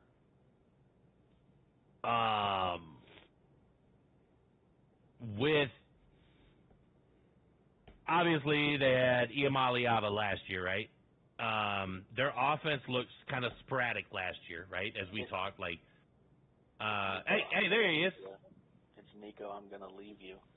I know. I'm gonna leave you. or I'm gonna leave you. Either way. Yeah, he was very, very inaccurate. More than 10 yards, 15 yards out of the field. Aguilar's looked pretty decent for him. Yeah. I mean, better than Nico did. Yep. So I think Tennessee's definitely getting the better end of that trade. Yeah. Well, I'm going to interject. They haven't really played a defense that can rush and put pressure on him. Right. We're going to see that this week against Georgia because Georgia's front four is nasty. Mm-hmm. I agree. So, but I also think Tennessee's offense lends to the faster passing game, right? I think Tennessee's always been good with having a stand-in quarterback, pocket passer quarterback, and they have that now. Yeah. Right, because I think Nico was more happy feet, kind of like how Milroe was for Alabama, but given Milroe, I mean, the receivers that he had, I mean, well, who do you have really other than Ryan Williams? I mean, he had to move. There's no getting open. But Tennessee, on the side note on Tennessee, I mean, we'll see at Georgia how well they do. Because aren't they at home in this game? I just had the game up. I think they play Georgia at home. Yes, it's at Tennessee. So we'll see how that goes because that's also going to be a good one, too, to check out Georgia because I'm not high on Georgia. I don't think Gunnar Stockton's – I think he's better than Beck because he can make things work. Unlike Beck, he couldn't make what he had work. And he's more mobile when he has to be. Mm-hmm. I just don't agree with their offense. Their offense just isn't the same. Their offense is stagnant. It's like it reminds me of what Florida's was last week's game where you had I mean Humble went over. He did perfect on that. You know, we ran with ball 5 carries, 51 yards is what he had before he got taken out. We ended the drive with 3. Okay, and then you go and bring in another back, which I don't mind the dual back set. We did it back with Chris Rainey, and we did it back with, Jeffrey Demps, right? And then you had the Tebow and the Hartman. We had all that. We got that. But when you have a guy that is running he's just running through you, and he's getting the extra yards, keep him in there, Keep the hot end in. Exactly. I hear you. That's all that I want to see is just keep it going, If he gets hit behind the line of scrimmage and he doesn't move, hey, sub him out. Let him get a rest. Maybe he needs that, rest. But I don't want to get onto the Florida thing because y'all probably passed that already. So. Well, I mean, we'll be hitting the Florida this next game. Well, I'm just saying I don't think they should have been unranked after their loss. Oh, Florida? No. Florida, They should be ranked, 100%. Yeah, I don't think they should have been. That's just a shot in the because even South Florida wasn't even ranked, and they go right into 18. How does that make sense? I mean, they beat back-to-back ranked teams. Oh yeah, that's right. They did beat the shit out of Boise State. Right? I thought they should have been ranked after the Boise State. Boise State game, that's at right. Least 25. I think they should have at least slid in there. Yep, I agree. But I totally agree with you that they shouldn't have dropped out of the top 25. No. But because look at Bama. Me. I felt bad for Bama. Weren't they ranked 6th or something like that in the nation? And they lost to Florida State. I get how bad they lost, but should they have dropped as far as they did? If you're not going to drop Michigan out of the top 25, they shouldn't have dropped Florida. That's what I'm saying. Yeah. Yeah, and really, Bama, Florida State just ran away with it late. It was a back and forth game until late. I don't care for Ty Simpson. His first couple of drives, he just wanted to run. Yeah. You got receivers. You got fucking Ryan Williams, bro, tossing the ball. Let him make a play. Have you seen how frustrated Ryan Williams has gotten? Oh, he's gone. I guarantee he'll either go to the league or he'll go somewhere else. Well, bring him to Florida. He's got to transfer. Yeah, he's got to transfer at least for 1 year. Yeah, so bring him to Florida. We could use the extra wide receiver. Shit, do you put Ryan Williams, Dallas Wilson, and you put Vernon Brown the third out there? Tell me what defense can hold all 3 of them? Yeah, I was gonna say like he's getting frustrated because he's not getting the ball thrown to him. I guarantee you, Lagway stays another year to see what fucking happens. If you bring in Ryan Williams, Florida's gonna be nasty next year.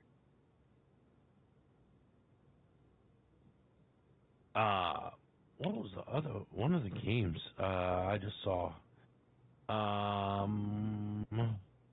want to touch on a couple of Gators points. Oh yeah, go ahead. I agree with you that they shouldn't have dropped out of the rankings, but me personally wish they were never ranked. Oh, I because agree. I want them to have that edge that we're being disrespected. They still don't believe in us, but now all of a sudden we're like 15, and they're like, "Yo, that's right." You know, and I'm not saying that's how they were, but that's just me being a coach. That's all. I always want to give my players an edge. Didn't they do that to us a couple of years ago? Like not last year, but maybe the year before that when Napier started. They had us ranked when we shouldn't have been ranked at all. Yeah, I think you're right. Yeah, I think you're right. I think you're right. Maybe it was last year. It might have been last year when we fell out or whatever, and we just never got back in, which was fine by me. But I mean, the losses that we took. I mean, granted, we lost by 3 by a few teams. Got blown out by Texas. Got blown out by Texas A&M. I mean, and the Texas A&M game hurt. The Texas game we never stood a chance because Lagway got hurt, right, and then we started that Aiden Warner. Who was your initial starting quarterback last year? Graham Mertz. Graham Mertz, that's right. The transfer from Wisconsin. That's right. Yeah. That's right. And he had a great first year. Yeah, and he had a great year, and then he came back and he was great at the start, and then he tore his. No, he got that concussion. That's right, against Miami. Came back, tore his ACL. Yeah. And then Lee J pulls a hammy in the Georgia game that we're winning. Oh yeah, we don't. I mean, but that's a turf field too, is it not? Yeah. No, I think I don't think Jacksonville plays on turf. I think they're from natural grass because it was in Jacksonville. I thought they said it was a turf field because it happens every year where someone's foot or something gets stuck up in that turf. I just think it was a very terribly kept up field. It wasn't like they complained about how chunked up the grass was. Yep. Okay. I'm looking up right now. Jacksonville field natural. Well, I guess I should have done. Well, they're changing a lot of the turf concepts to instead of the like rubber pellets. I've heard a lot of them have gone to like these wood pellets that help soak up the water and stuff like that. But I still don't know if they're wood shavings. Yeah, I don't know if it's better, right? So they're renovating the stadium, and it's going to go to that like turf grass, like you're talking about. But the grass was natural grass. Okay. And to your Georgia point, they don't have the studs they do on the outside that they used to. They don't have the receivers. They don't have that once in a lifetime tight end, right? Yeah, they don't have Brock Bowers. They don't have Ladd McConkey. Is Delp still the tight end? I mean, he's not Gunnar Stockton. Or not Gunnar Stockton. He's not who was Bowers. Brock Bowers. He's not Bowers, but I don't think he's still there. I'd have to look at their roster. Delp is still there. I mean, Delp. See, that's the only. He is not caught a pass. I'm gonna see if he's. Oh yes, he is. Oscar Delp. 2 catches, 33 yards. Yeah. Oh, that's not shit. Yeah, but that's what I'm saying. He's not Brock Bowers, but that's also on Gunnar not throwing. He's not a tight end. He doesn't look at his tight ends, right? Mm-hmm. Yeah. He never looks at them. It's like how I feel bad about Kyle Pitts being in Atlanta. They don't look at the tight ends. Yeah, dude, I've been saying, please give them a quarterback or some sort of scheme that's going to give him the damn ball. I mean, yeah, they're like, oh, he's a bust. It's like, brother, I'll take him at Detroit. I mean, look at what's his name, Kirk Cousins. He does love his tight ends, but he had a receiver that was getting open like Justin Jefferson does. He didn't need to throw to the tight end, right? He had Drake London, I think that's his name or whatever, you know. Yeah. I mean, I get it. If you've got that wide open receiver downfield, give it to him, you know. Detroit, don't you have Laporta? Who? Yeah, I have Laporta. Okay, but I'd still take him too. Okay, I'm just saying. I mean, we could go to that end. Kyle Pitts in my end. He's worked on his blocking, but he's a phenomenal. I mean, he could take a double team. He's like Vernon Davis, you know. Yeah. Shannon Sharp. Yeah, he's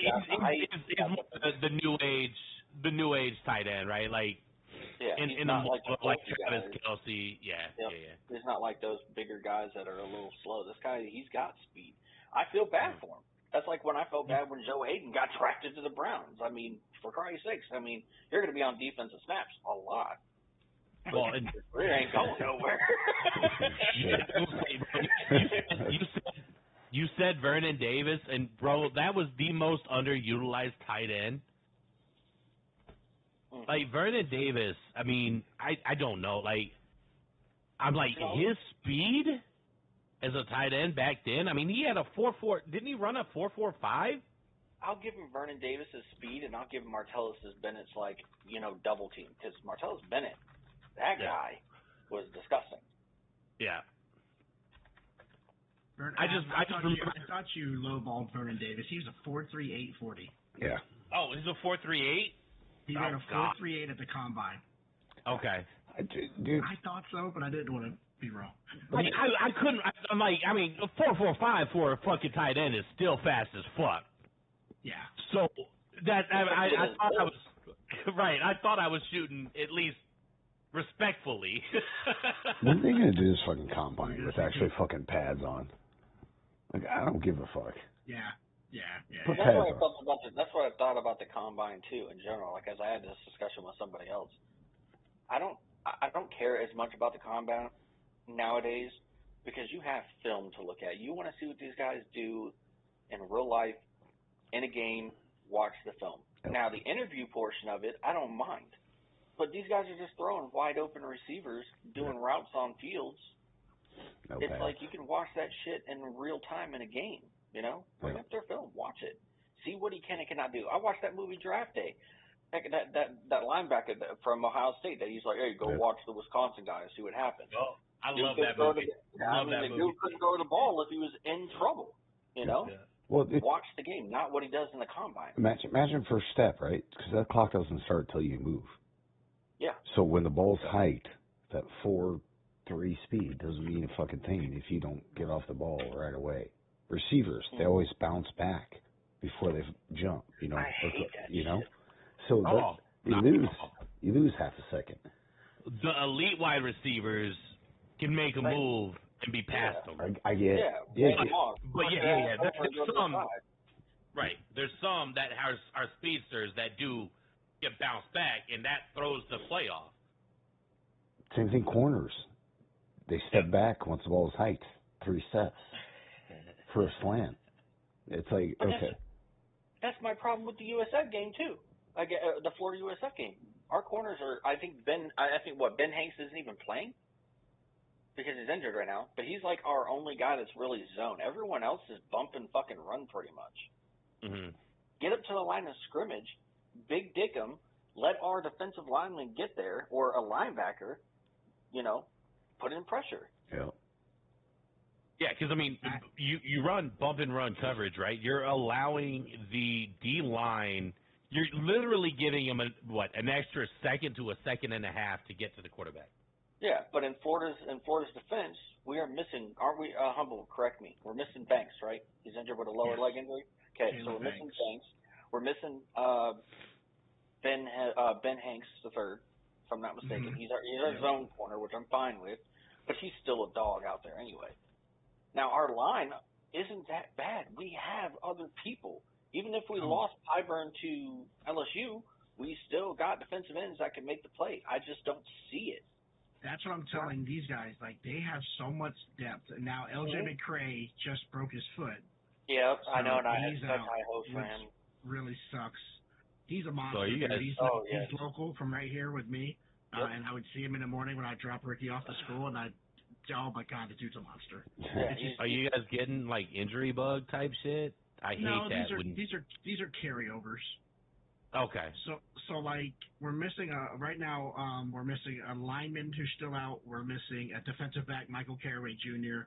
LJ McCray just got hurt. He's new. Dallas Wilson still hasn't recovered from a spring injury. And then one of our running backs, Trayon Webb, but I think he's done for the year with his injury that he experienced in the not the spring, but this last fall camp or whatever.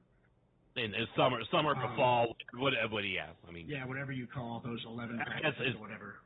It's basically year long because like they basically have a spring, then they have a couple weeks off, and then they have a summer camp now. Then they have a couple weeks off, and then they go into fall camp. And Caleb Banks is a projected first-round pick, like top 10, top 15 pick, and he hasn't taken a snap yet on the D-line. Right? Yeah. So it's like it's because of what he did last year, you know. Yeah, that's going to be such a plus. And to further Gator's point, I said this to you guys like last thing we did. Like Billy Napier's in a press conference talking about let's bring DBU University back.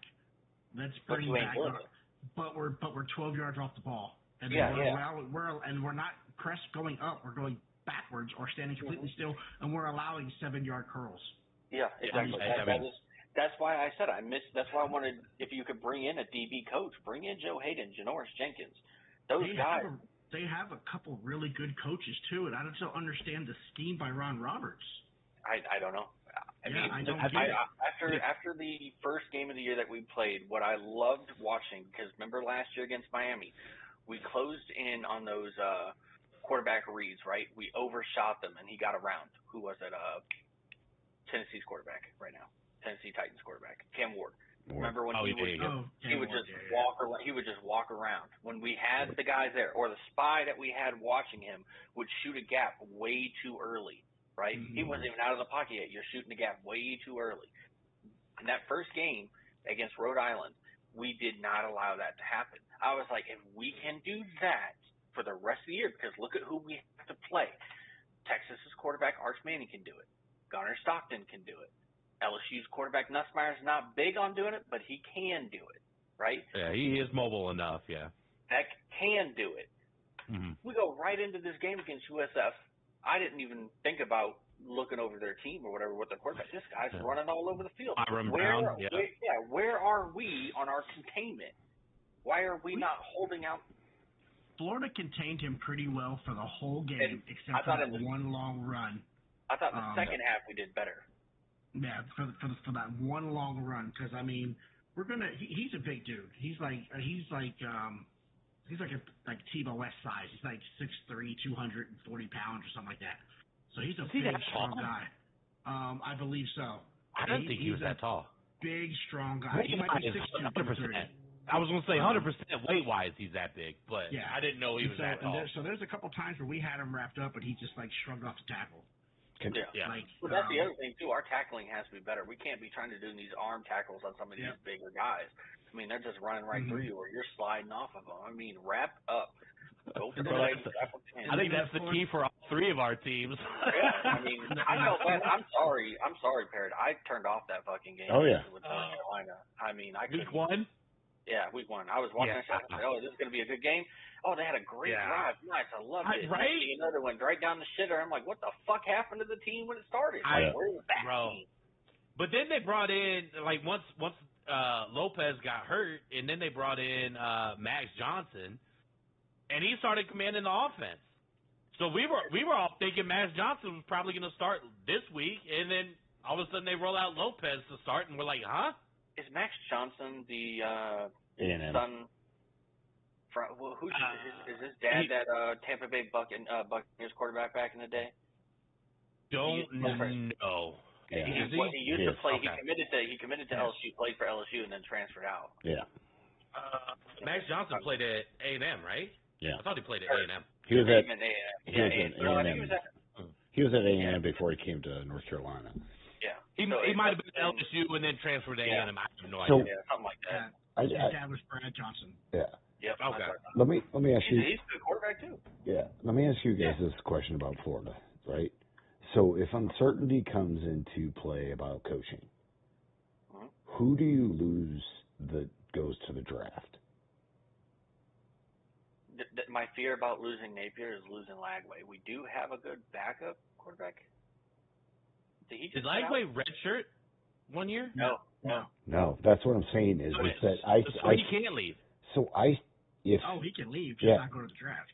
Yeah. Yeah, he can transfer. Well, he can transfer. Well, I'm saying draft transfer. That's my scenario. Is that if coaching leaving wise, the program. Yeah, is that uncertainty starts to, because this is a reality here in college football now, is that the scenario of obviously he's already been questioned. We're 2 games into the fucking this year. Yeah. So now, and you guys had people leave last year, either to the draft or to go to other teams, rival teams as well. And if this uncertainty continues, people can leave or will leave, but how quick do you need to jump on having a new coach? ASAP. I say this because I think, and I know Humble, you're with the coach that's here, and it's just the players need to execute. But I think if there's an uncertainty, you lose talent, and then I think your program is even further behind depending on what coach you have coming in. So if you're put in the scenario this year, what is the mile marker in scenario to keep this coach or to get rid of him and already have a coach lined up, whether that's within or bringing somebody else in? Humble, if you want to take first shot at it, go for it. Napier can keep his job if this team looks competitive and competent. That's the key word, competent. If we're playing great football, we're just getting beat by better teams because this schedule is this is unfair. This schedule is absolutely unfair. So if he loses 4 or 5 games at this schedule, but we're balling and we look good and we're flying around and we just got beat by better teams, he keeps his job. But if we go out there and it's the Texas A&M game, right, or the Texas game, which, okay, the Texas game, we put in a quarterback that, whatever, we threw him to the wolves, that poor kid. Yeah. But that doesn't mean the defense had to fold the way they did. Yeah. Right? But that's how we keep Napier. Look at you already. Put in another coach. To your point about how many leave, when Mullen was let go, we lost like 35 guys to the portal. I know. Yeah. So it's gonna happen, and now it's that other coach's job to come in and evaluate those guys and say, hey, and then re-recruit them. Yeah. Which I hope they do because we have good kids. That spit, that was a bad decision in the moment, but I don't think that's a bad kid.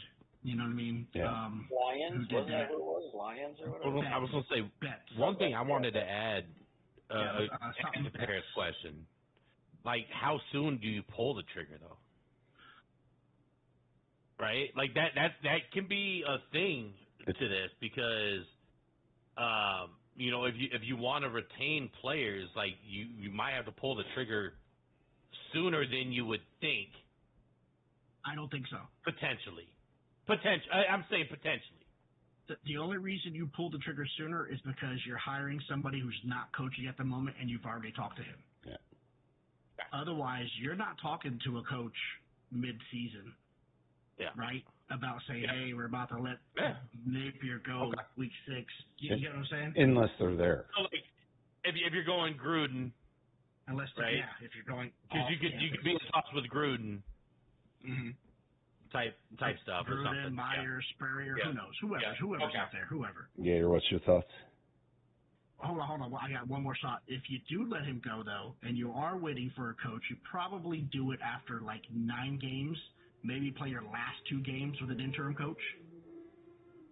That way you can already start the process. These other coaches kind of know. And then maybe during that dead period, you are allowed to talk to coaches because there are coaches who will take jobs and they still have a bowl game to play, right? Yeah. Mm-hmm. Right. So yeah, I think you would have to wait till then to do something like that if you're waiting for a coach that's already on a team. Yeah. Okay. Go ahead, Gator. I'm sorry. No, I agree with what Humble said on the back end of it. Like don't get rid of him. You don't want to get rid of him early, right? Mm-hmm. Because then you're just going to lose that morale even more, in my opinion. Yep.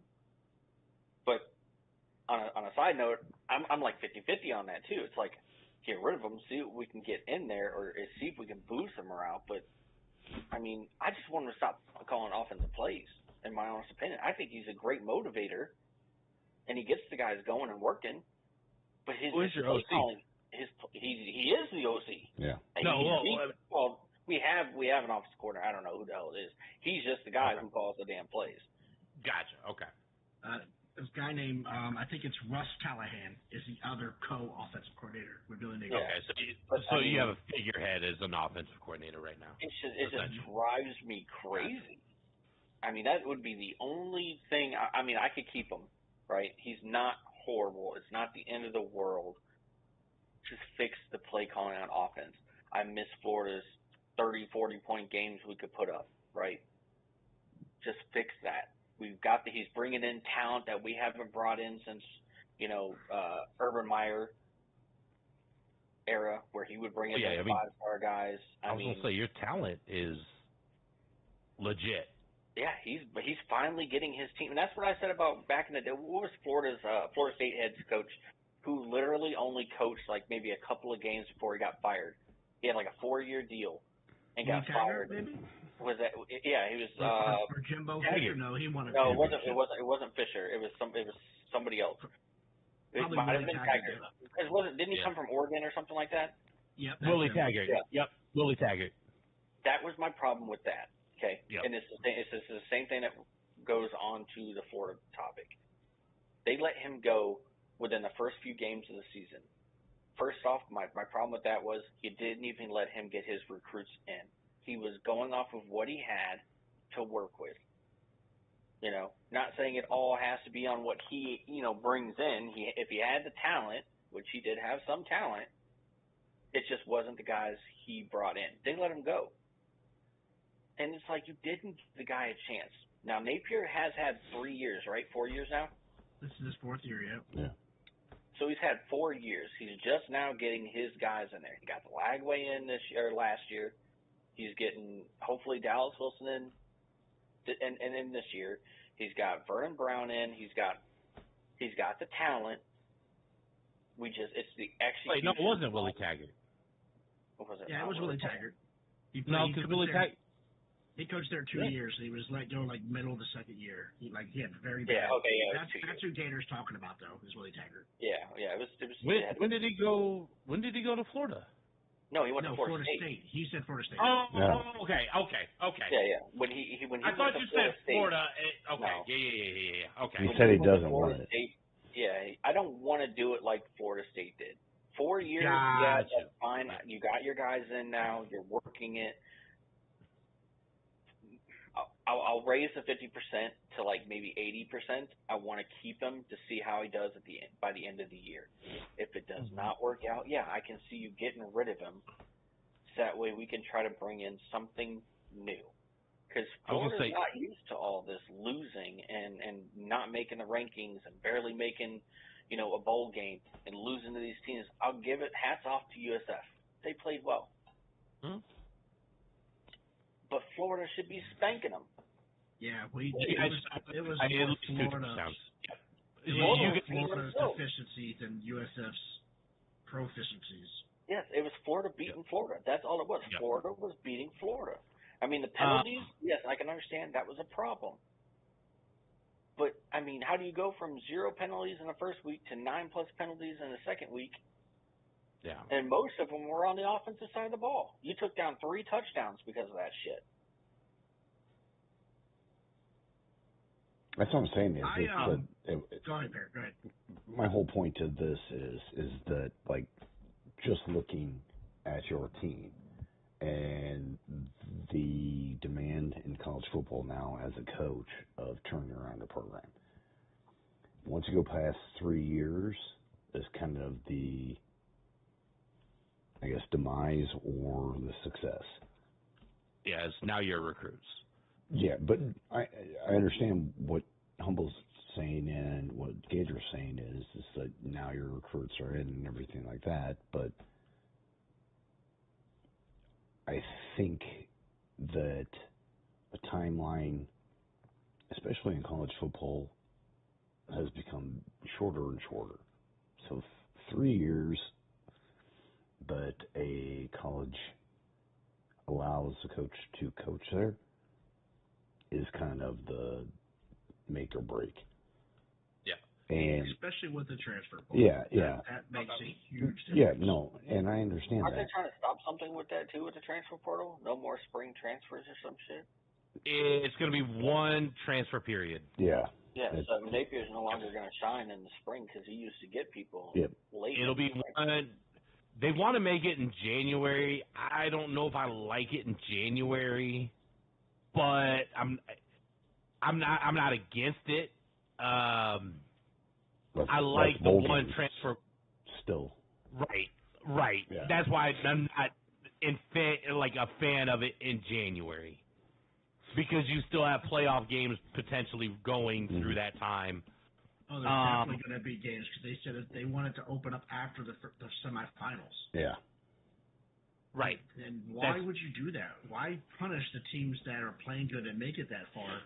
Exactly. That's why I'm not for that transfer window in that time. I would rather have it be post spring. If that's when if you're only going to do one, do it post spring and that's it. So March, April, somewhere around there, and that's the window. Yeah, but if you have to keep it early, do it the day after the game, the championship game. Day after the championship game, portal opens. Yeah. But I think what I'm trying to bring up here in this whole point, and I'll sum up with, is that I do have a point or a question to ask after this, but so as a college coach, and us, I guess we've all kind of gone through this in the past couple of years that we've been doing this, is that what timeline or threshold do you give to a coach? Is it 3 years, 4 years, saying that they're bringing in their own teams? Now it's their own product of what they've recruited or whatever, and they're not breeding off of it. Or do we bring up that timeline now because now they can bring players in and speed up the process of increasing their talent and actually putting a product on the floor? How about we change your scenario, though, about your timeline thing? If their team does not have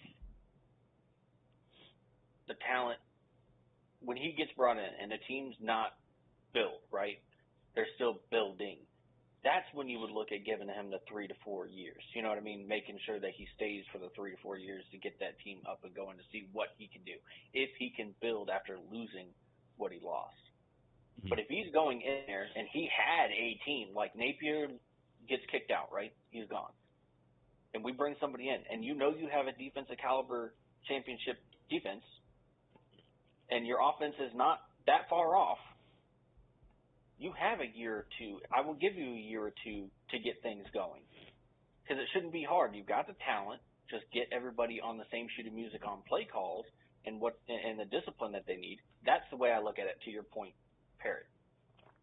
Well, actually, I mean, obviously you got to retain the players, but I'm assuming that's what you're saying. Yeah, if you can retain them, yes.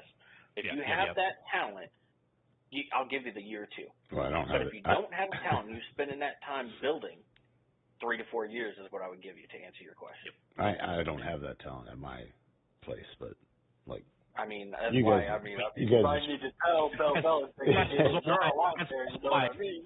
Yeah. So you brought in 70 players, right? Yeah. What I'm saying is flip the roster. You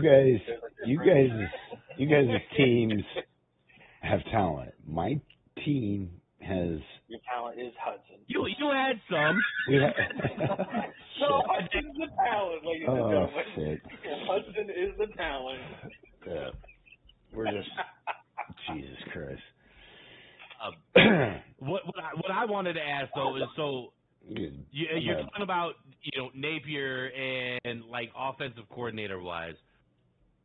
Could you see a scenario where your athletic director actually comes to Napier and be like, "Hey, you got to give up the reins of coaching the offense"? I would want that to happen. I want you to manage. I want you to manage the team. Mm-hmm. Either you have the coordinator now that you like, and you want him calling the plays, or go get somebody that you want to call the plays. Yeah, that brings me to Bill Belichick. Bill Belichick. He said it the best because didn't he wear 3 different hats when he was coaching for the Patriots? Yeah. He was like the GM, he was the damn coach, and he was like an offense or defense coordinator, one of those. Defense. You know? Offense. Defense. So offense. I mean, Offense. he's like, and I think Saban said the same thing. Saban's the only other person other than Saban was the same way though. Yeah. He was everything for Alabama. Yep. You know. He was offensive coordinator because his son was defense. Well, latter part of the years. Yes. Yeah. But I mean, earlier, no. To your comment, I mean, I think Napier needs to let it go. He's been given the 3. This is his 4th year. Your plays still ain't. You're not doing it. I don't mind you being the coach. You're bringing in the talent. I like it. Give up the play calls. But again, I think he said it last year. He's a head coach and he's an offensive coordinator. He's never going to give it up, and I believe he said he's not going to give it up. If Humble might have to fact check it on it, but I'm pretty sure he said it last year. There was an interview. I think he was actually on the field during a game. I'm not giving up play calling. He didn't say ever. He just said, as of now, I'm the play caller. Oh, well, yeah. There you go. Okay. And listen, let me defend Napier because I rewatch these games every week, and I see different angles. These play calls are great. You should see the open receivers we have. It's on the quarterback to make the throws. Yeah, I agree with you. All I wish is he would just find a rhythm to his play calling. I don't. Right? Yeah, like he's behind the line ones. Like you're already behind the line with the running, right? When we put in that backup running back, and he got stuff behind the line, what did he do on the second down play? He threw the ball to Wilson behind the line of scrimmage. And it's not just that. I don't mind those because we did that a lot with Meyer too. Your receivers got to go block, right? Yeah, they do have to block. My thing is we're in a great flow. One drive we were in a great flow, if you remember, and then we did this end around and it worked. And then we did an end around double reverse pitch back to the quarterback. Why? You have it moving. We don't need that trick play. Yeah, and it's not even that. I think didn't he try to throw the ball? He could have ran it. He had the open yardage, but he threw it on the run and missed his receiver. Yeah, he had like 5-6 yards ahead of him. And even Lagway he was one of the guys that went to media days for the SEC. Yep. He said he has to get better at pulling down to those open receivers in the mid and short levels.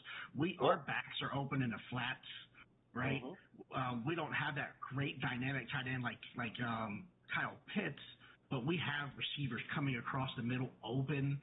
So the play calls are there. I just wish he had a better rhythm about his play calling. Make it more like the NFL. I like we got the backs open in the flats. Let your tight end, he's not Kyle Pitts where he's going to go down the field, but let him do a curl at the fucking, a couple yards down the field, 5 yards, go to the first down mark and curl back. Let them be there. Let your receivers go out there and get in the open field. That's what we need. Instead, we've got these tight ends doing receiver routes, and we've got only one check down, and that's to the running back to the side, which he hardly even throws to. Yeah, I would like him sometimes to just tell the tight end, stay on the side. We're going 5 wide. Yeah. Or 4 wide in the back. 4 wide in the back. Oh, yeah. So that was Raiola's issue, I would say about middle part of the year last year. Is never looking at check down. Never look. And then Dana Holgerson came in, and that's when he started looking at check down. So, that can boost a lot because that can keep your offense moving. Yeah, and it keeps the defense honest, and like you said, it keeps them. You don't always need to go for the big play. All right? Exactly. That 60-yard check down can turn into a 20-yard, 25-yard game.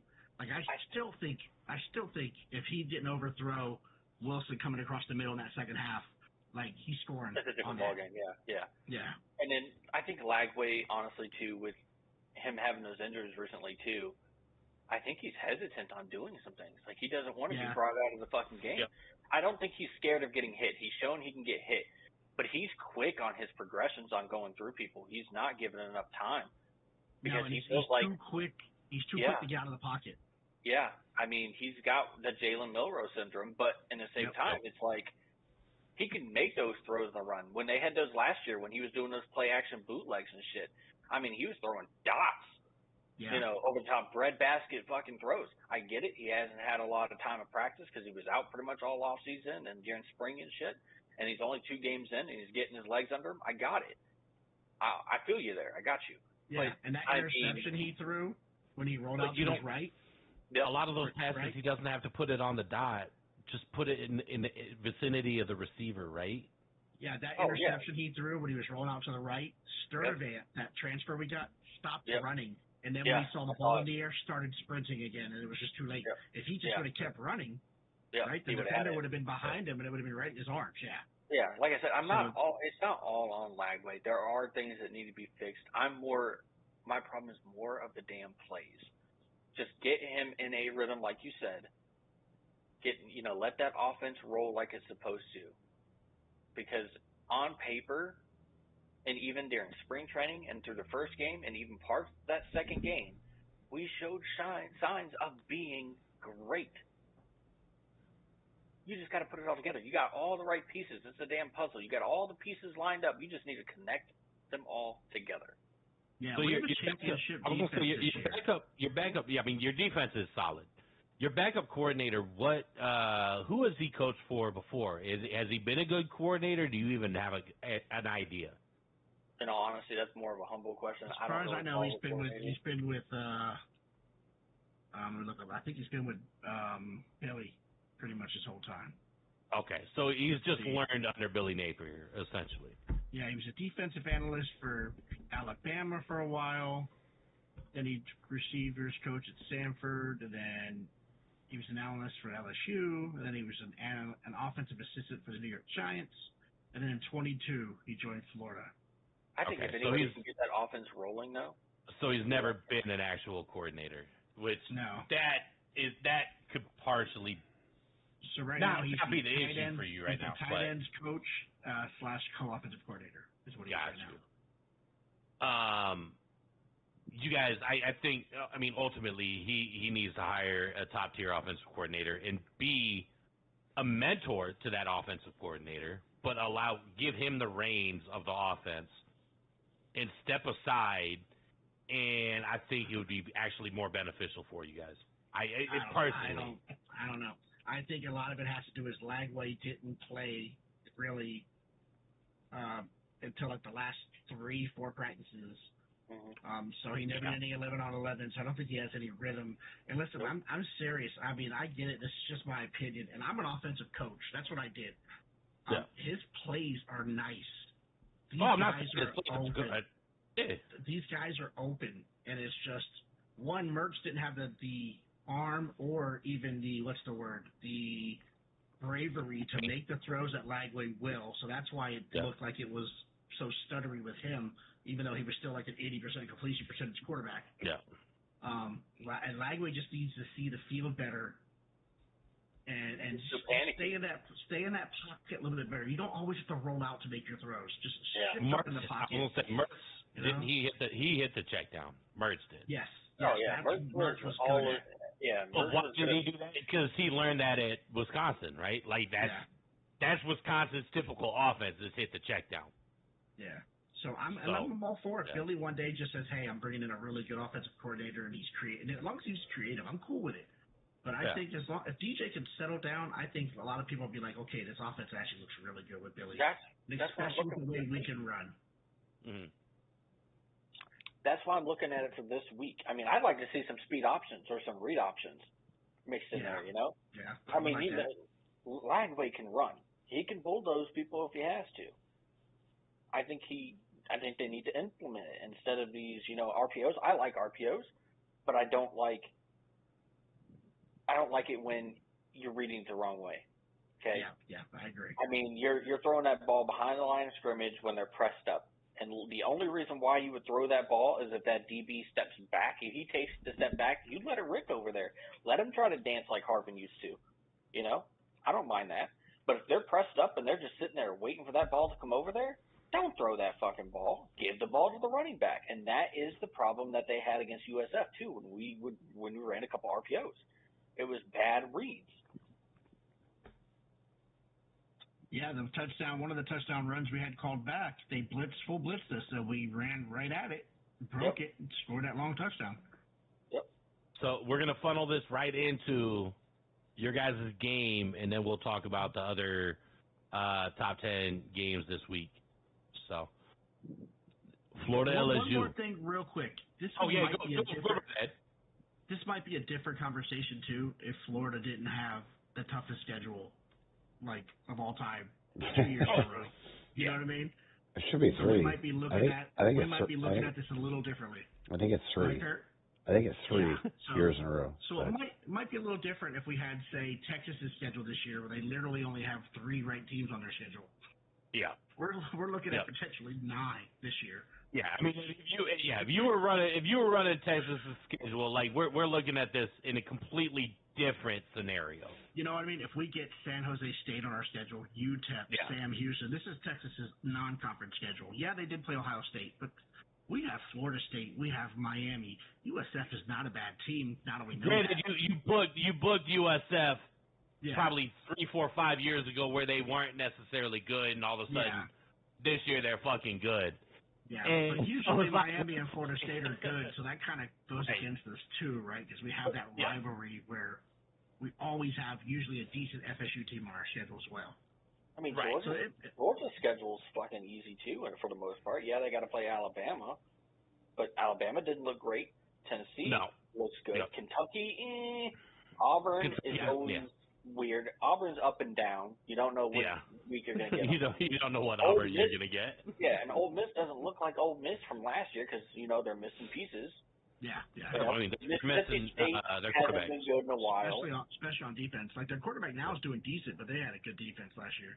Yeah. There's only 3 teams that I'd pick out on that team, maybe 4 on Georgia's schedule that actually look competent. And that would be Tennessee, Florida, Texas, and it's a toss-up between, like I said, Auburn or Ole Miss, depending on, or, Alabama, I mean. So Auburn or Alabama, whichever one. Yeah, I was going to say, I mean, there's a lot of SEC teams, like, ranked high right now, but there's a lot of those SEC teams that I could see drop in the next couple weeks out of the rankings, right? Like, just because it's like they have a lot of them,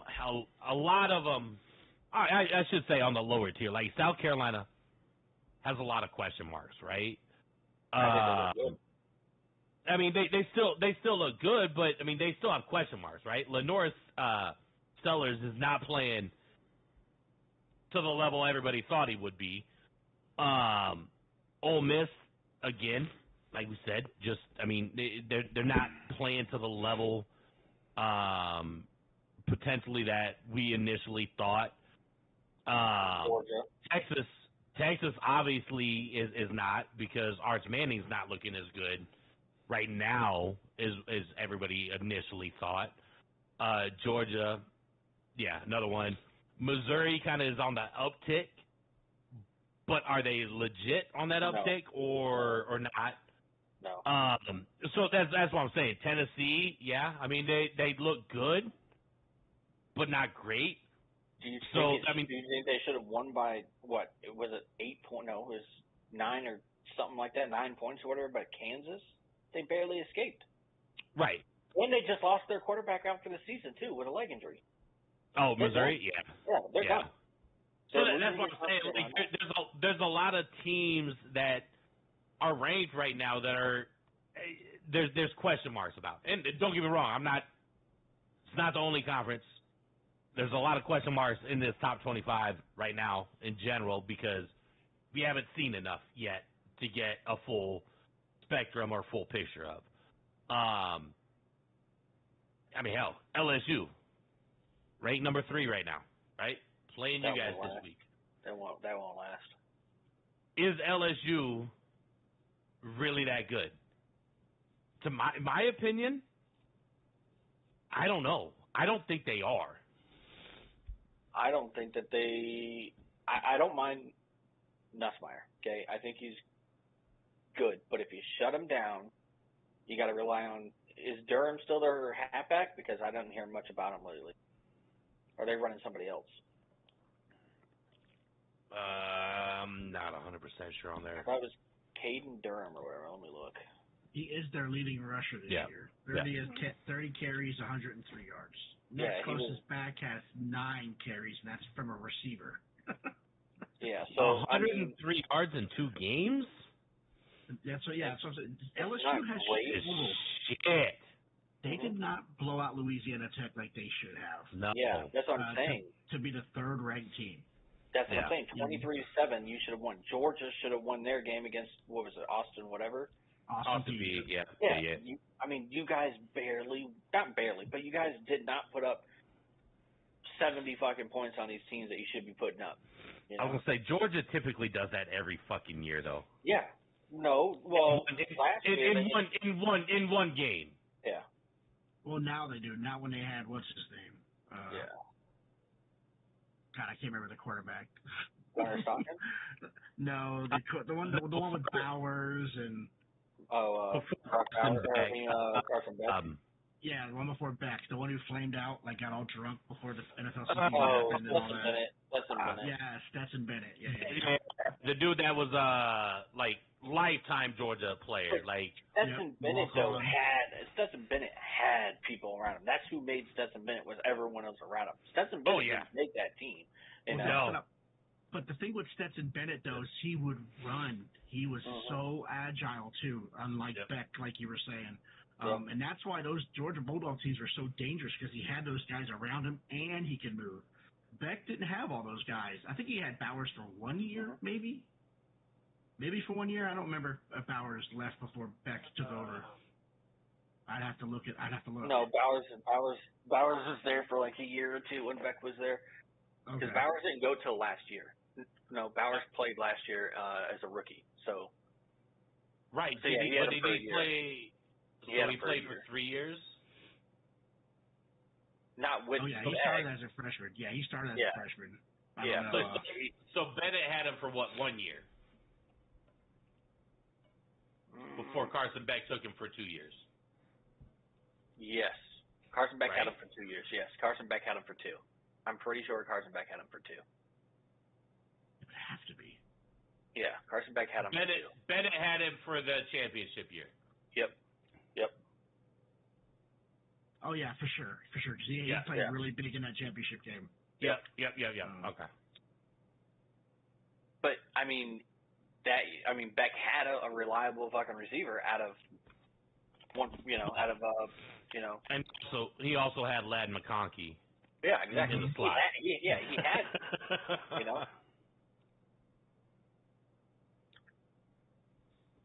I think Georgia's problems last year were on Beck, not the rest of the team. Yeah, he didn't have a dominant number one receiver.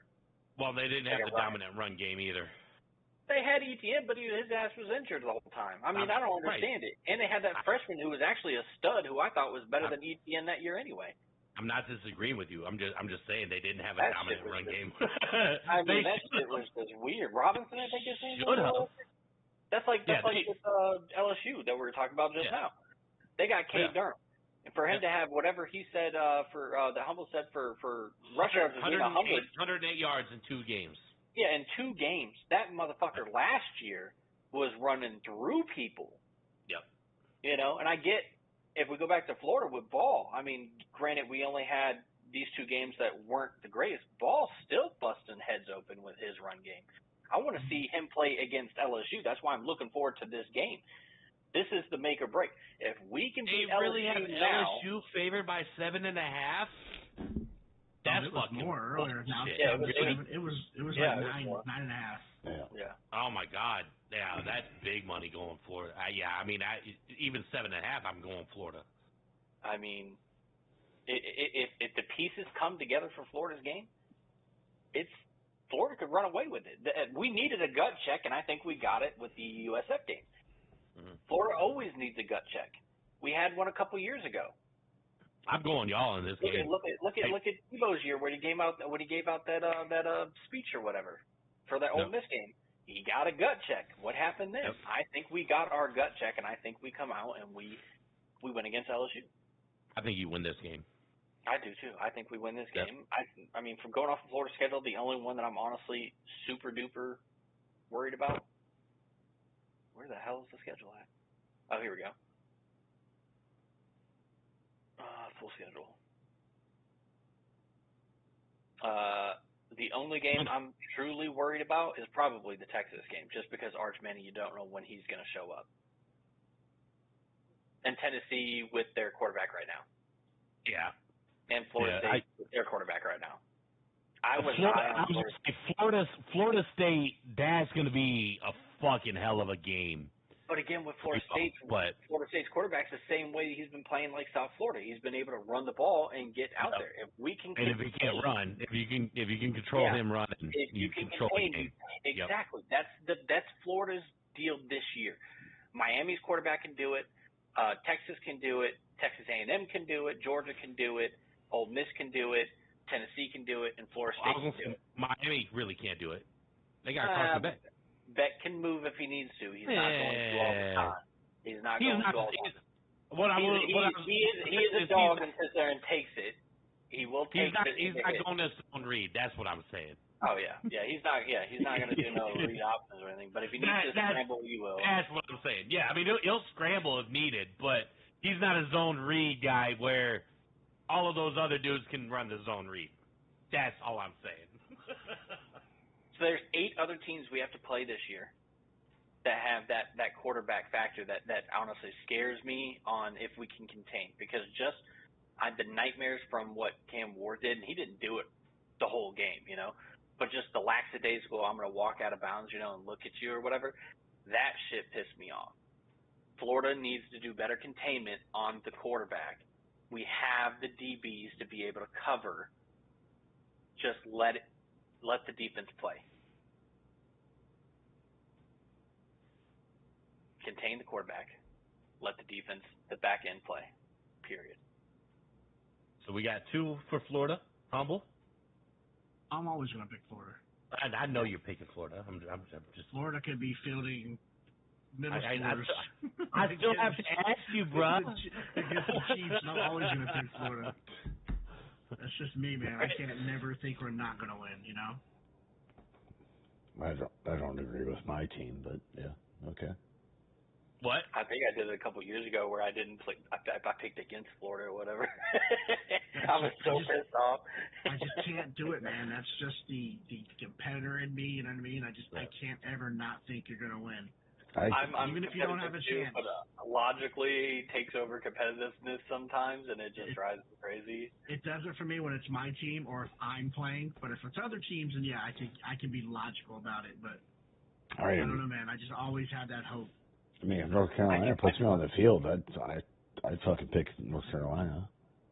Otherwise, why watch the game, right? Why? Yeah. But I mean, I hear what you're saying. It's just me. I've always been that way, no matter what. I was gonna say, Parrot, who is North Carolina playing this week? I knew that answer too. Fordham? Oh, Richmond. Yeah, nobody. There it is. Yeah, I got you winning that. Oh, yeah.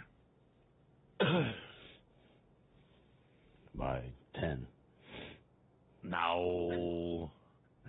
21 plus. Bro. I'm with Parrot if Lopez is the starting quarterback. That's what I'm saying is that I'm hesitant. I was going to say there's no spread on that one. Because they're in FCS level, so 21 plus. I'll take. I know you're not going to agree with me, but that's fine. I'll take a 2-touchdown win. Okay. Maybe. I can see Florida winning by 10. In all honesty, even I can give them 14. The highest I'll probably go is 14. As long as their defense travels, I think we could stick with any team. But yeah, now it's hard to pick them for a higher spread because the offense is struggling, kinda. Yeah. I mean, if we get Banks back on that line, we get Dallas Wilson back. Linebackers look nice, man. That freshman, that defensive end freshman Woods. Oh my God, that dude is built like he's been in the league for 4 years already. Yeah. I mean, but I'm more excited. I'm more excited to see Wilson though. I gotta see Dallas Wilson come out there and play. He's not playing this week. I'm dying for it. I want to see what the hype was about it. Like, this guy is going to be a monster. I want to see it. Damn it, put him on the field.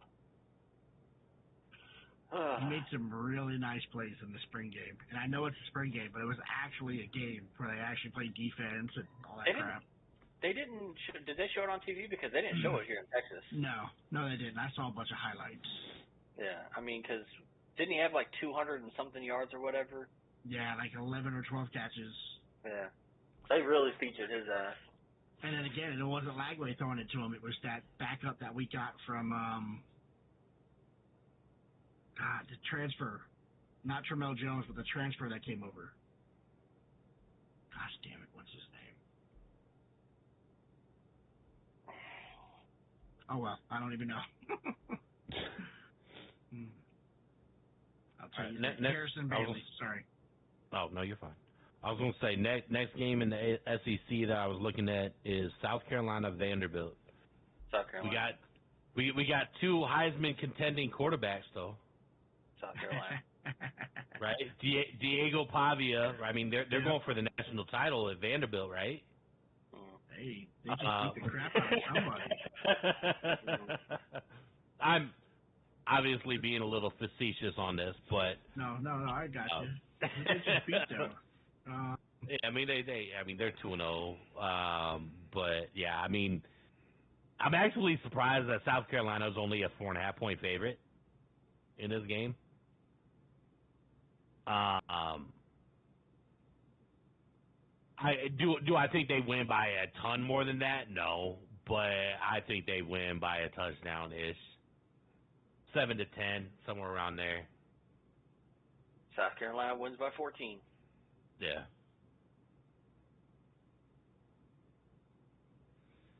Excuse me. Okay, let's just take common opponents. South Carolina beat Virginia Tech 24-11. Vanderbilt beat them 44-20.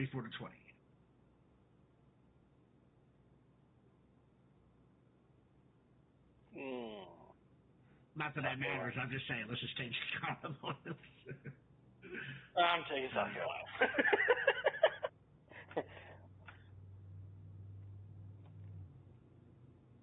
Hey, Vanderbilt pulled up some upsets before. They beat Alabama last year. I mean, shit. Is South Carolina really playing like a top 10 team? No. You know what I mean? It's like this year has been so weird with the top teams. I don't agree with whoever's doing the rankings. You know, whatever committee they have is just dog shit with the rankings. Period. Yeah. It's been like that for a couple of years. And I mean, right now it's AP. It's not even the actual. As it should not be. The playoffs. Right. It's not the playoff committee at this point yet. Until they do it similar to how the BCS was, where the committee starts their rankings week 8 or whatever. Yeah, it's nothing right now should even these rankings now shouldn't. Right. I mean, we've talked about this ad nauseum, right? I mean, realistically, there should be no fucking preseason rankings. There shouldn't be rankings until we get to conference play. Once every team's played a conference game, at that point, okay, now you go ahead and throw out your rankings. Can I ask something random? Yeah. Speaking on conference play, what was up with the NFL or whatever? I mean, I don't really see very often where you play the first week you're playing a division rival. What was it? I mean, Minnesota played the Bears. The Lions played the Packers. I wonder if that's a new thing. That's what I'm trying to figure out because I was like, what the fuck is this? I wonder if that's a new thing that they're throwing out. I mean, they had Philly versus Dallas. I'm like, hello? Yeah, it was literally conference opponent against conference opponent across the board. That just made zero sense. Because Washington played the Giants, right? So it was like all these conference opponents playing each other. But didn't Seattle play the Broncos? Who did the Broncos play? I don't remember. Whoever they played, their defense was off the frickin'. The defense was amazing. Oh, Denver's defense? I know Broncos team played well. That's what I'm saying for Denver's got Denver. another- I don't remember who they played, but their defense was annoying. Only reason I know that is I have Denver's defense. It was a I know they fucking played annoying. the Titans. Yeah, okay, it was the Titans. They held them to 172 yards, I think, of Yeah. offense. No. Congratulations on your win, Eric. How did I do? Dude, I didn't even know I fucking beat you. How the fuck did I beat you? Your defense scored 22 fucking points. I had Buffalo's defense that scored me -5. No. That Yeah. game, oh my god, that game. I was watching that shit. I'm like, there's no fucking way. You guys are down 15. Bro, I didn't check it because I knew you were so up. I thought you were gonna win. I thought there was no way for me to win. I was when I saw Derrick Henry put that ball on the field, I was like, oh my god. I was projected to win by 40 fucking points, and they lose by 5 by having the defense. No. The projection going in, you were 53% to win. Okay. Listen to what I'm saying. Points to me. Listen to what I'm saying. 40%. That's not 40 points. Listen to what I'm saying. When everything went live, I was projected to win by 40 points. You're saying whatever fucking defense was at -5. Yeah. My defense was never -5. Yes, it was. No, it was not. Yes, it was. No, because I was watching it. It was never -5. It was -5. Go to the restroom. And I was like, oh, cool. I'm good. Logged off. All of a sudden, Who's his defense? Denver. Oh. Yeah, but that's because they were hyping it up because they thought Cam Ward was going to be Denver's defense is right now projected to be the top defense potentially in the NFL. I agree with that, but what I'm saying is they thought Cam Ward was going. No, because I know what Barrett's saying because they thought Cam Ward was going to be a stud coming out of there, throwing all over their defense. It didn't. No, my defense was projected 12 points. His was projected 6. I was projected 5. And he lost 10. No, your defense, I'm looking at it right now. You were literally projected 6 on defense. I was projected and you got -5 and went -5. I was going to sit then. If I'd have sat my defense, you would have won. Yeah, would have won.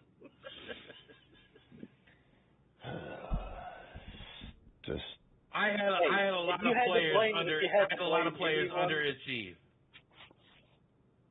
I mean, you got Buffalo's defense. They're not horrible, no. But I mean, going up against I wouldn't have played him against the Ravens.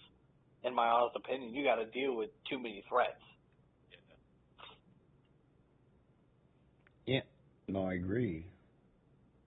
But I thought maybe they could get a point. But they didn't. They didn't get that point, brother. They didn't get it. They didn't want to stop.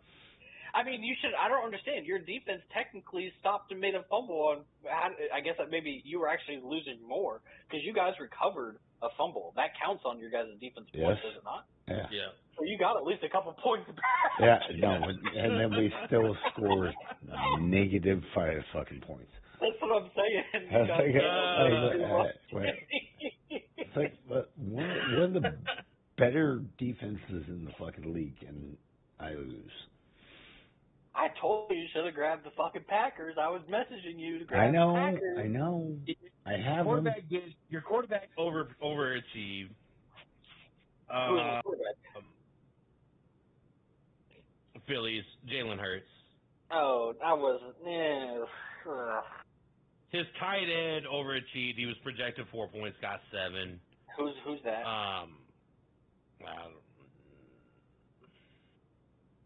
You looking at my fiction? Yeah. I'm looking at our game. Oh. I'm looking at our matchup. Who is this tight end?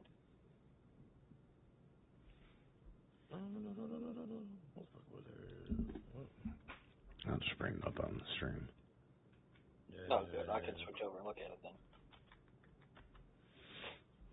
Buffaloes? Dalton. No, that's not Dalton Kincaid. What's his name? It's like something. I don't know. I'm on Tyler Warren. Tyler Warren. Oh, yeah. He'll be better throughout the year, though. I think he'll be better throughout the year. No, that's why I drafted him. I don't have that on. Sitting here watching the fucking ad for Borderlands. My tight ends, Tucker Kraft for Green Bay, and I mean, where is? You got, both of our tight ends got 7 points, so we evened out on that.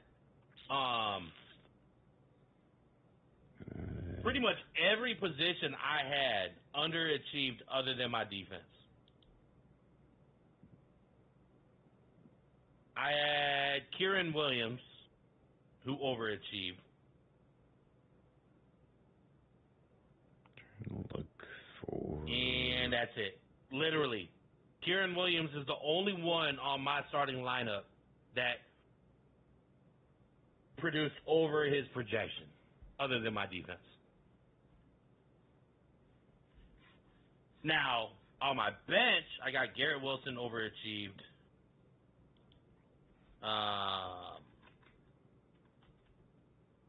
Baker Mayfield and Cortland Sutton.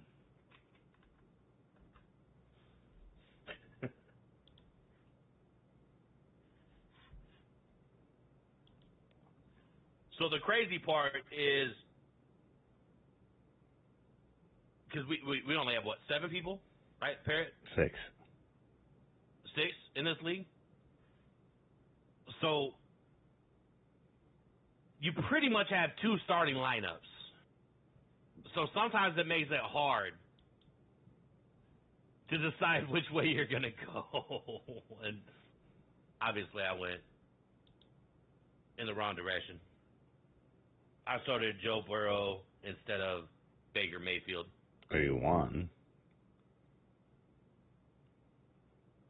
Burrow got me 19. Baker Mayfield would have got me 27. Burrow got you 10. What?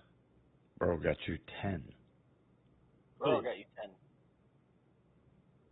Joe Burrow got you 10. Yeah. Yeah. Oh, shit, yeah. Only got me 10. That's right.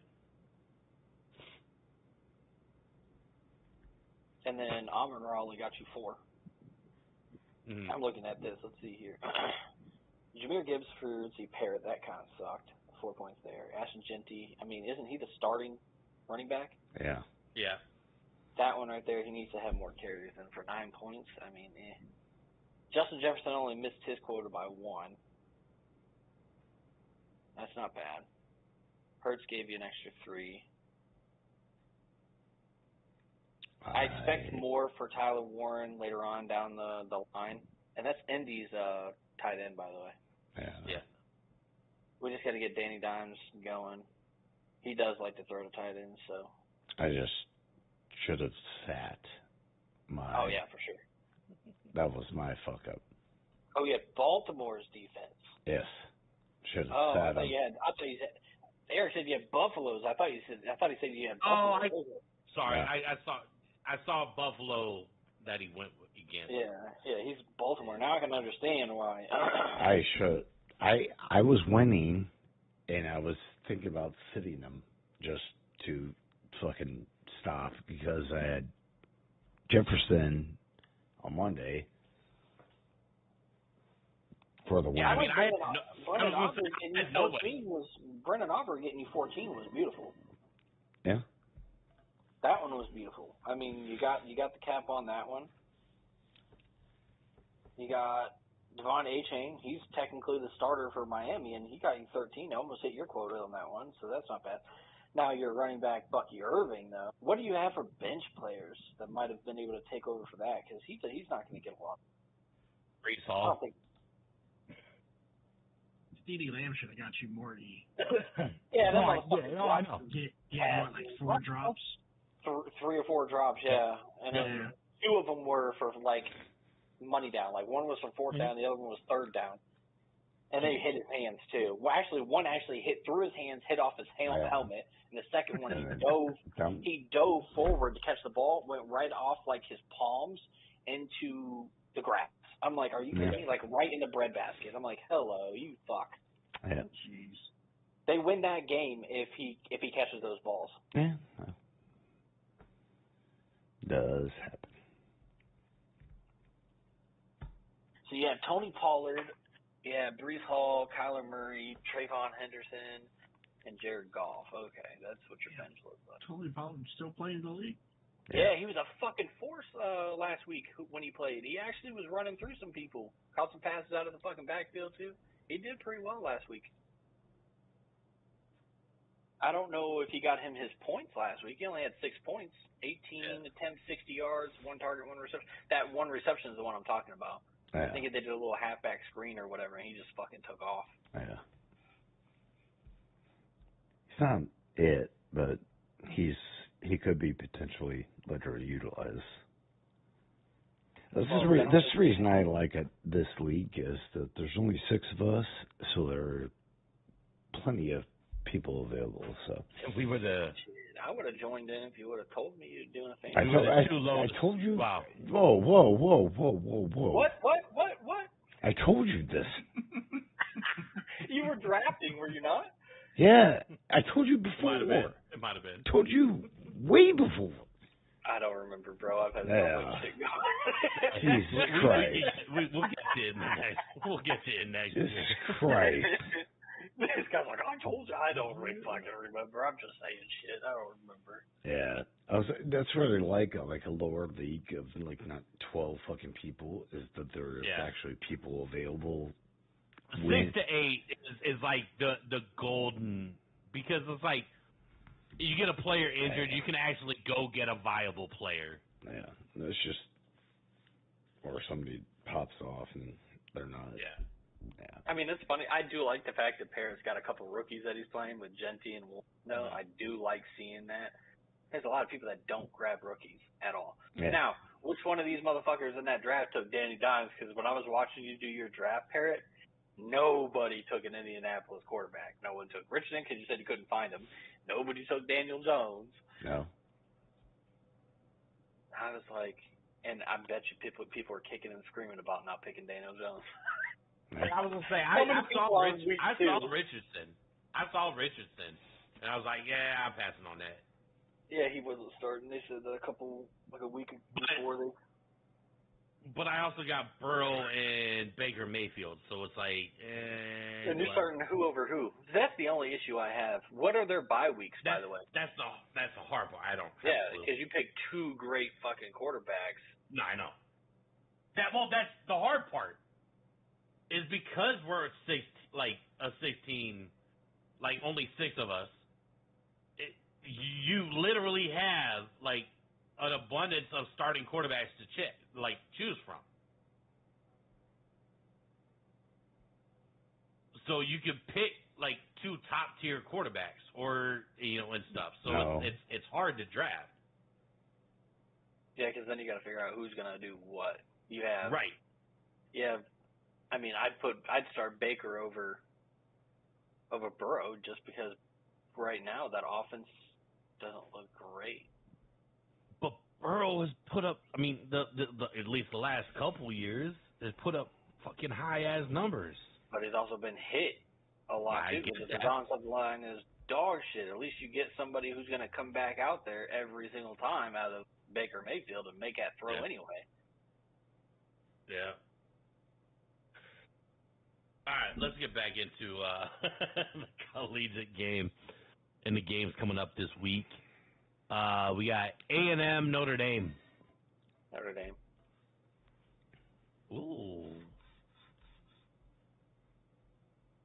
I like that Texas A&M. They've got that firepower. They've got that rushing. They got that dual threat quarterback out of Reed. Mm-hmm. But I mean, Notre Dame's they still have a defense. Yeah. That's why I want their fucking coach. He knows how to do offense, but he seems to know defense too. My issue with Notre Dame right now is I don't know if they have their I was going to say, I don't know if they have their identity yet on offense. They lost Warren because was Warren their tight end or was that Penn State's tight end? Who was that? I want to say it was Penn State. Yeah, it was Penn State. So Notre Dame, do they have their quarterback and tight end? Because they had a good combo last year, I thought. Notre Dame is a new quarterback. Okay, so new quarterback for Notre Dame. I didn't watch their. They had Riley Leonard last year with a running quarterback. Yeah, he could tank a hit and he could throw the ball. Yep.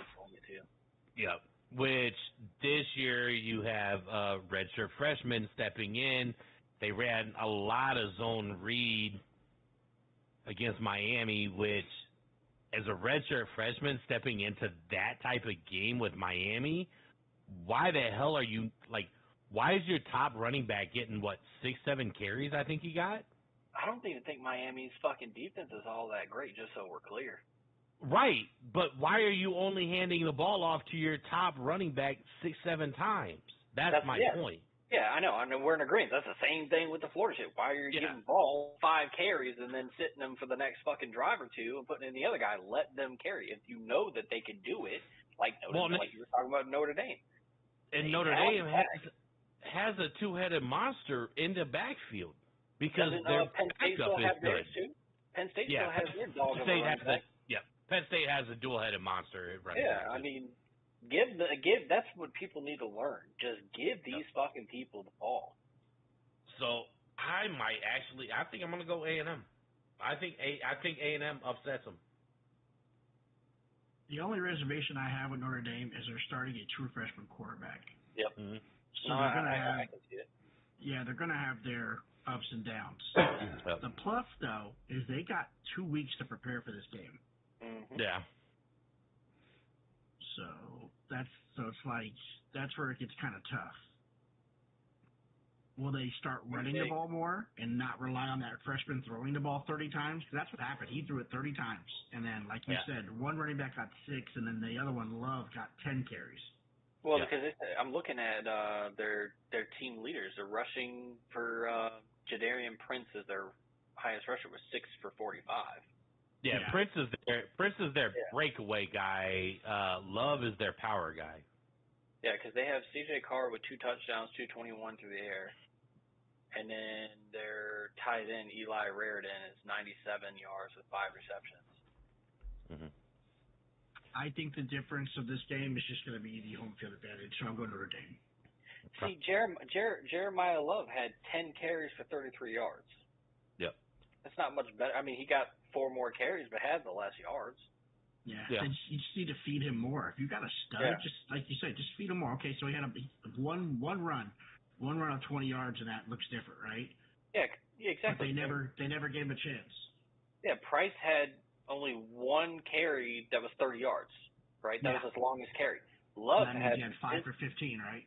Yeah, and then Love only had his longest was 8 yards. He averaged 3.3. And then Carr carried it 11 times. 11 times, 16 yards for 1.5 yards a carry. Yeah. So they're gonna have some struggles with him. They have to just have to run the ball more. Hey, I'll tell you right now. You know who's got one of the best fucking playbooks in NCAA? Because they run a dual back set. Alabama. And I would wish I could see that playbook in Florida's hands with the dual threat that we have for running backs. Holy shit. Because a lot of it's a lot of motion, right? So, you'll send, one of the running backs out on, a mountain motion to, the left or the right side of the field, and then you'll send that halfback, that left halfback. It could either be, an RPO read, or that halfback comes out of that backfield as a wheel route, and it's just open every fucking time. I'm telling you, these playbooks that are out there right now that people have come up with, or at least if they are the ones that are generated from the actual coaches themselves, are fucking nasty. I think they are. I don't know about. They're not exactly generated, but I think. I mean, if they were from, I think if they are from what they run, you know what I mean. Like if it's similar to what they run, give it that play. Alabama's playbook it is based off film. Yeah, and Alabama's playbook. Put that on Notre Dame's right here with these 2 backs right here. You have. I was say question. Yeah. Should C.J. Carr, their true freshman quarterback, be the one with the most carries? Oh, hell no. He had 11 carries for, 16 yards? Nope. Yeah, Right. he had 11 carries for 16 yards, yeah, but I don't think he should have been one carrying the ball. But my thing is were those options for him to run the ball, or was he scrambling? Because that counts as a carry to yards. It was zone reads. Reads. If they were option reads, then then I think that was he actually reading it properly though?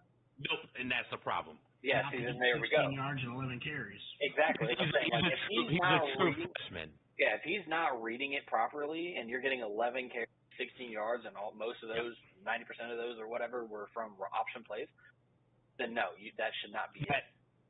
Now that comes back to the coach. The coach should have been like, "Hey, I know this is a zone read play. Yep.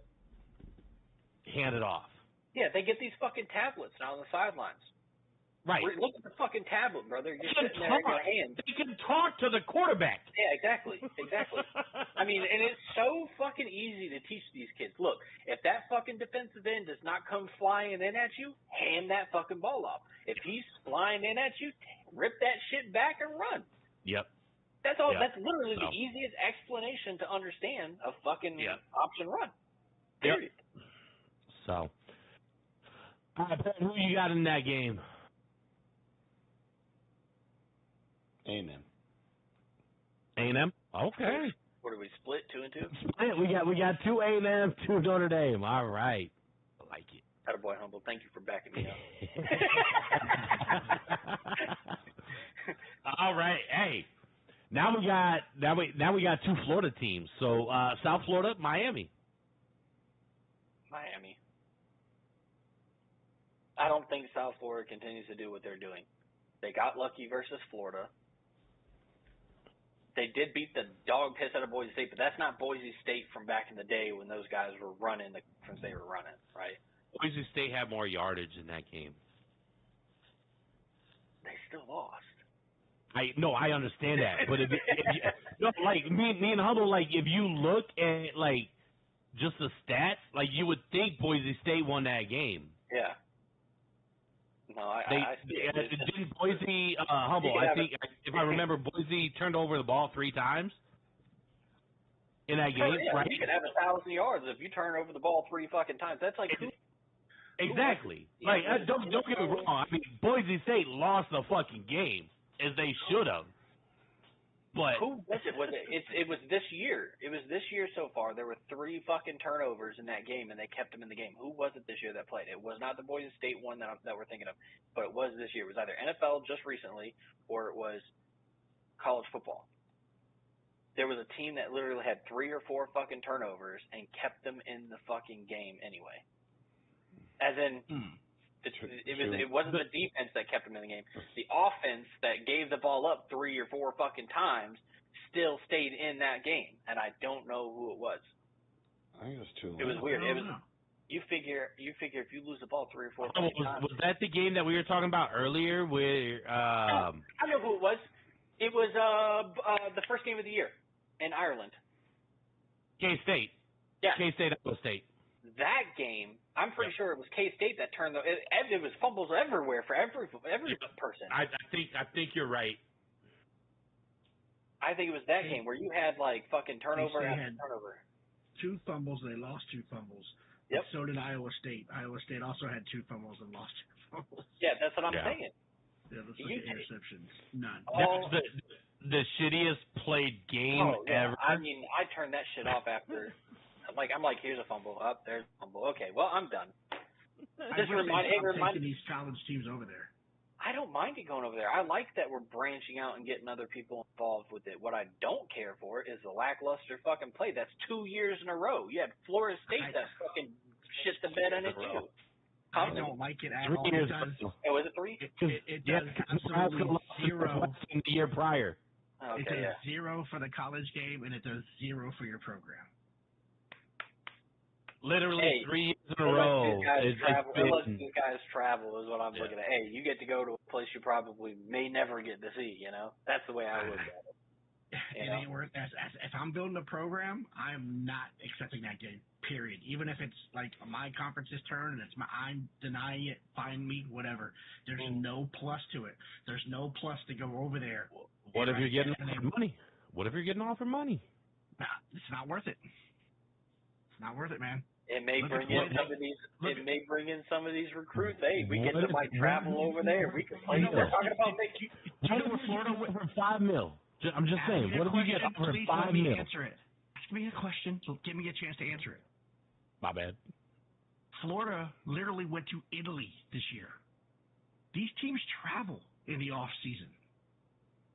I don't need to take my team to Ireland where these fans don't even know what football is.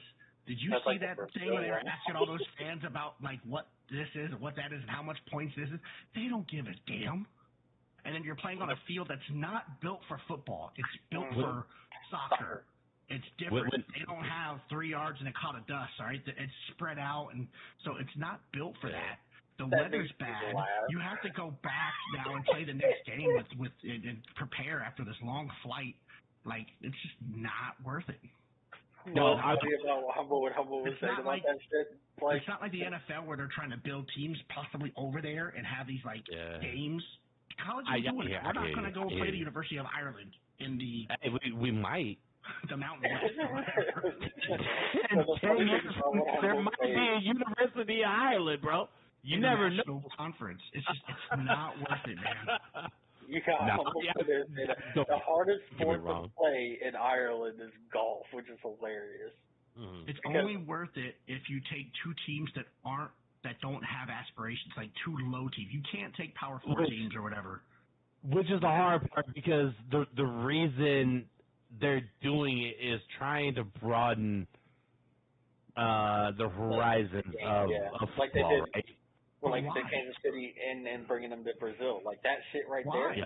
Like if you actually listen to that game, you heard the announcers speaking in Spanish. But the thing is like you probably got American people going down there watching the game, but everything's in fucking Spanish down there. But you know, because these are professional athletes, and these people know these professional athletes. These people don't know these college kids.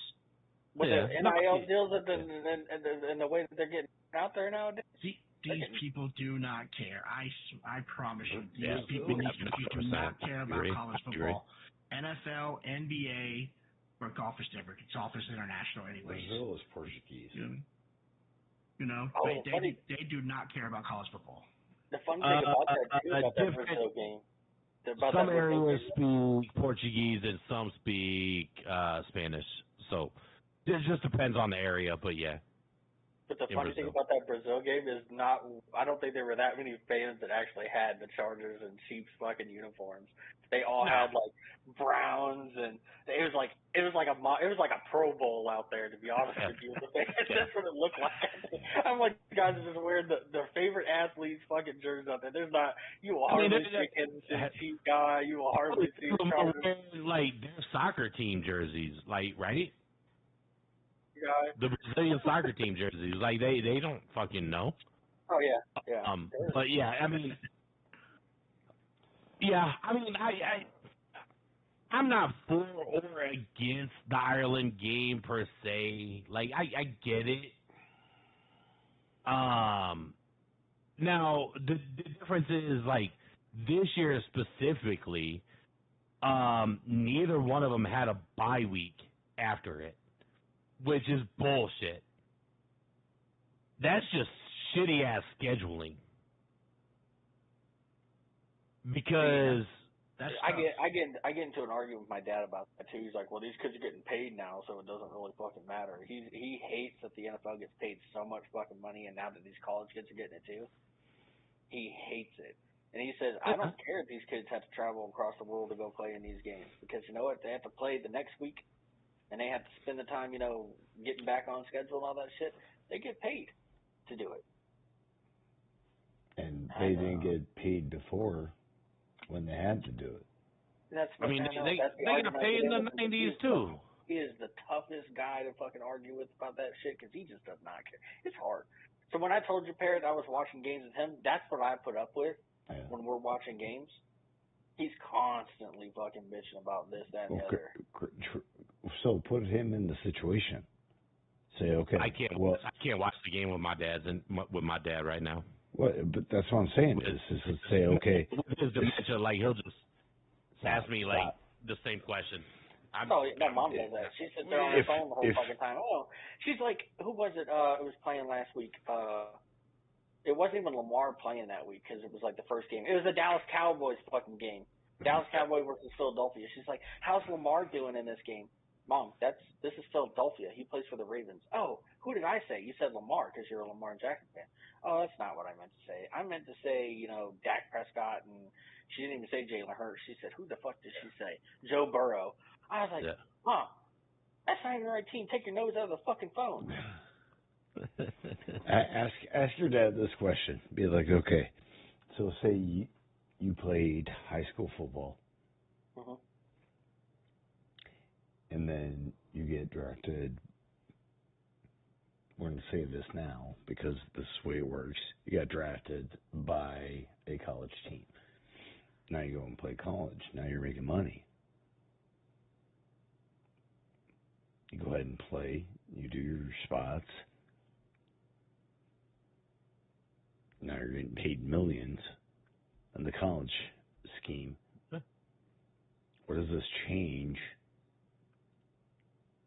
How long do you want to stay in college before you go to the NFL? If you're making some of these guys are making, some of these guys are actually making rookie year money playing college football. Way more than they would ever. I was shocked about what's his face from Texas that went. They wanted Arch Manning to come out and play, but Ewers wasn't ready in my eyes. He would have been making more than what he's making now. I'm wondering though if that's going to keep going. And the reason I say that is because now you have the NIL clearinghouse, so they have to actually approve all NIL deals. Did you see Chipotle's sponsor is now NIL dealed with fucking all Gator players now? Yeah. I'm like, because they got Lagway and what's his face from Walter Clayton Jr. Yeah. I'm like, these guys literally do that. And I watched the commercial. Next thing you know, it pops up on my fucking news feed on my my phone when I hit the internet deal. It's like NIL now has struck a deal, or Chipotle struck a deal with NIL. They are supporting all the Gator players across the sports. I'm like, fuck yeah. Oh, I'm a Gator fan. Can I get free food? How can they support if not all players are? They eat free. Actually, in ads though. Okay, eat free. Yeah, they probably eat free. So you know how Chipotle, they have those cards or whatever. Some streamers are sponsored by Chipotle, right? Yeah. Okay. They give them a card where they eat free or I got something. I got you. So similar to like what was it? Cam Newton had when he got busted with the lobster, right? No, that was Jameis Winston. Jameis Winston. There you go. That was in a grocery store. Remember when he was stealing soft drinks from like McDonald's or Burger King or something? Yeah. But the lobster only got in trouble with the laptop. He stole a laptop. That was the only thing. The lobster wasn't like he wasn't in the wrong on that. Like they actually had a deal. Like that grocery store had a deal with the players from Florida State. Yeah, but I don't think it was technically allowed though. Just because if the NCAA finds out about that, they're in trouble. That's why you get in trouble. It was allowed? No, I'm not saying it was allowed. He deserves to get in trouble for it. Is what I'm saying. They had a deal. I don't think he had a deal. No, they did. Like the manager came out and said they had a deal. And why would he tell the police he forgot to pay before he left? I have no idea. Because that was stupid. Yeah, he was cited for shoplifting. Yeah, and if the NCAA would have found out about it, he would have gotten even more trouble. Right. Shoplifting is one.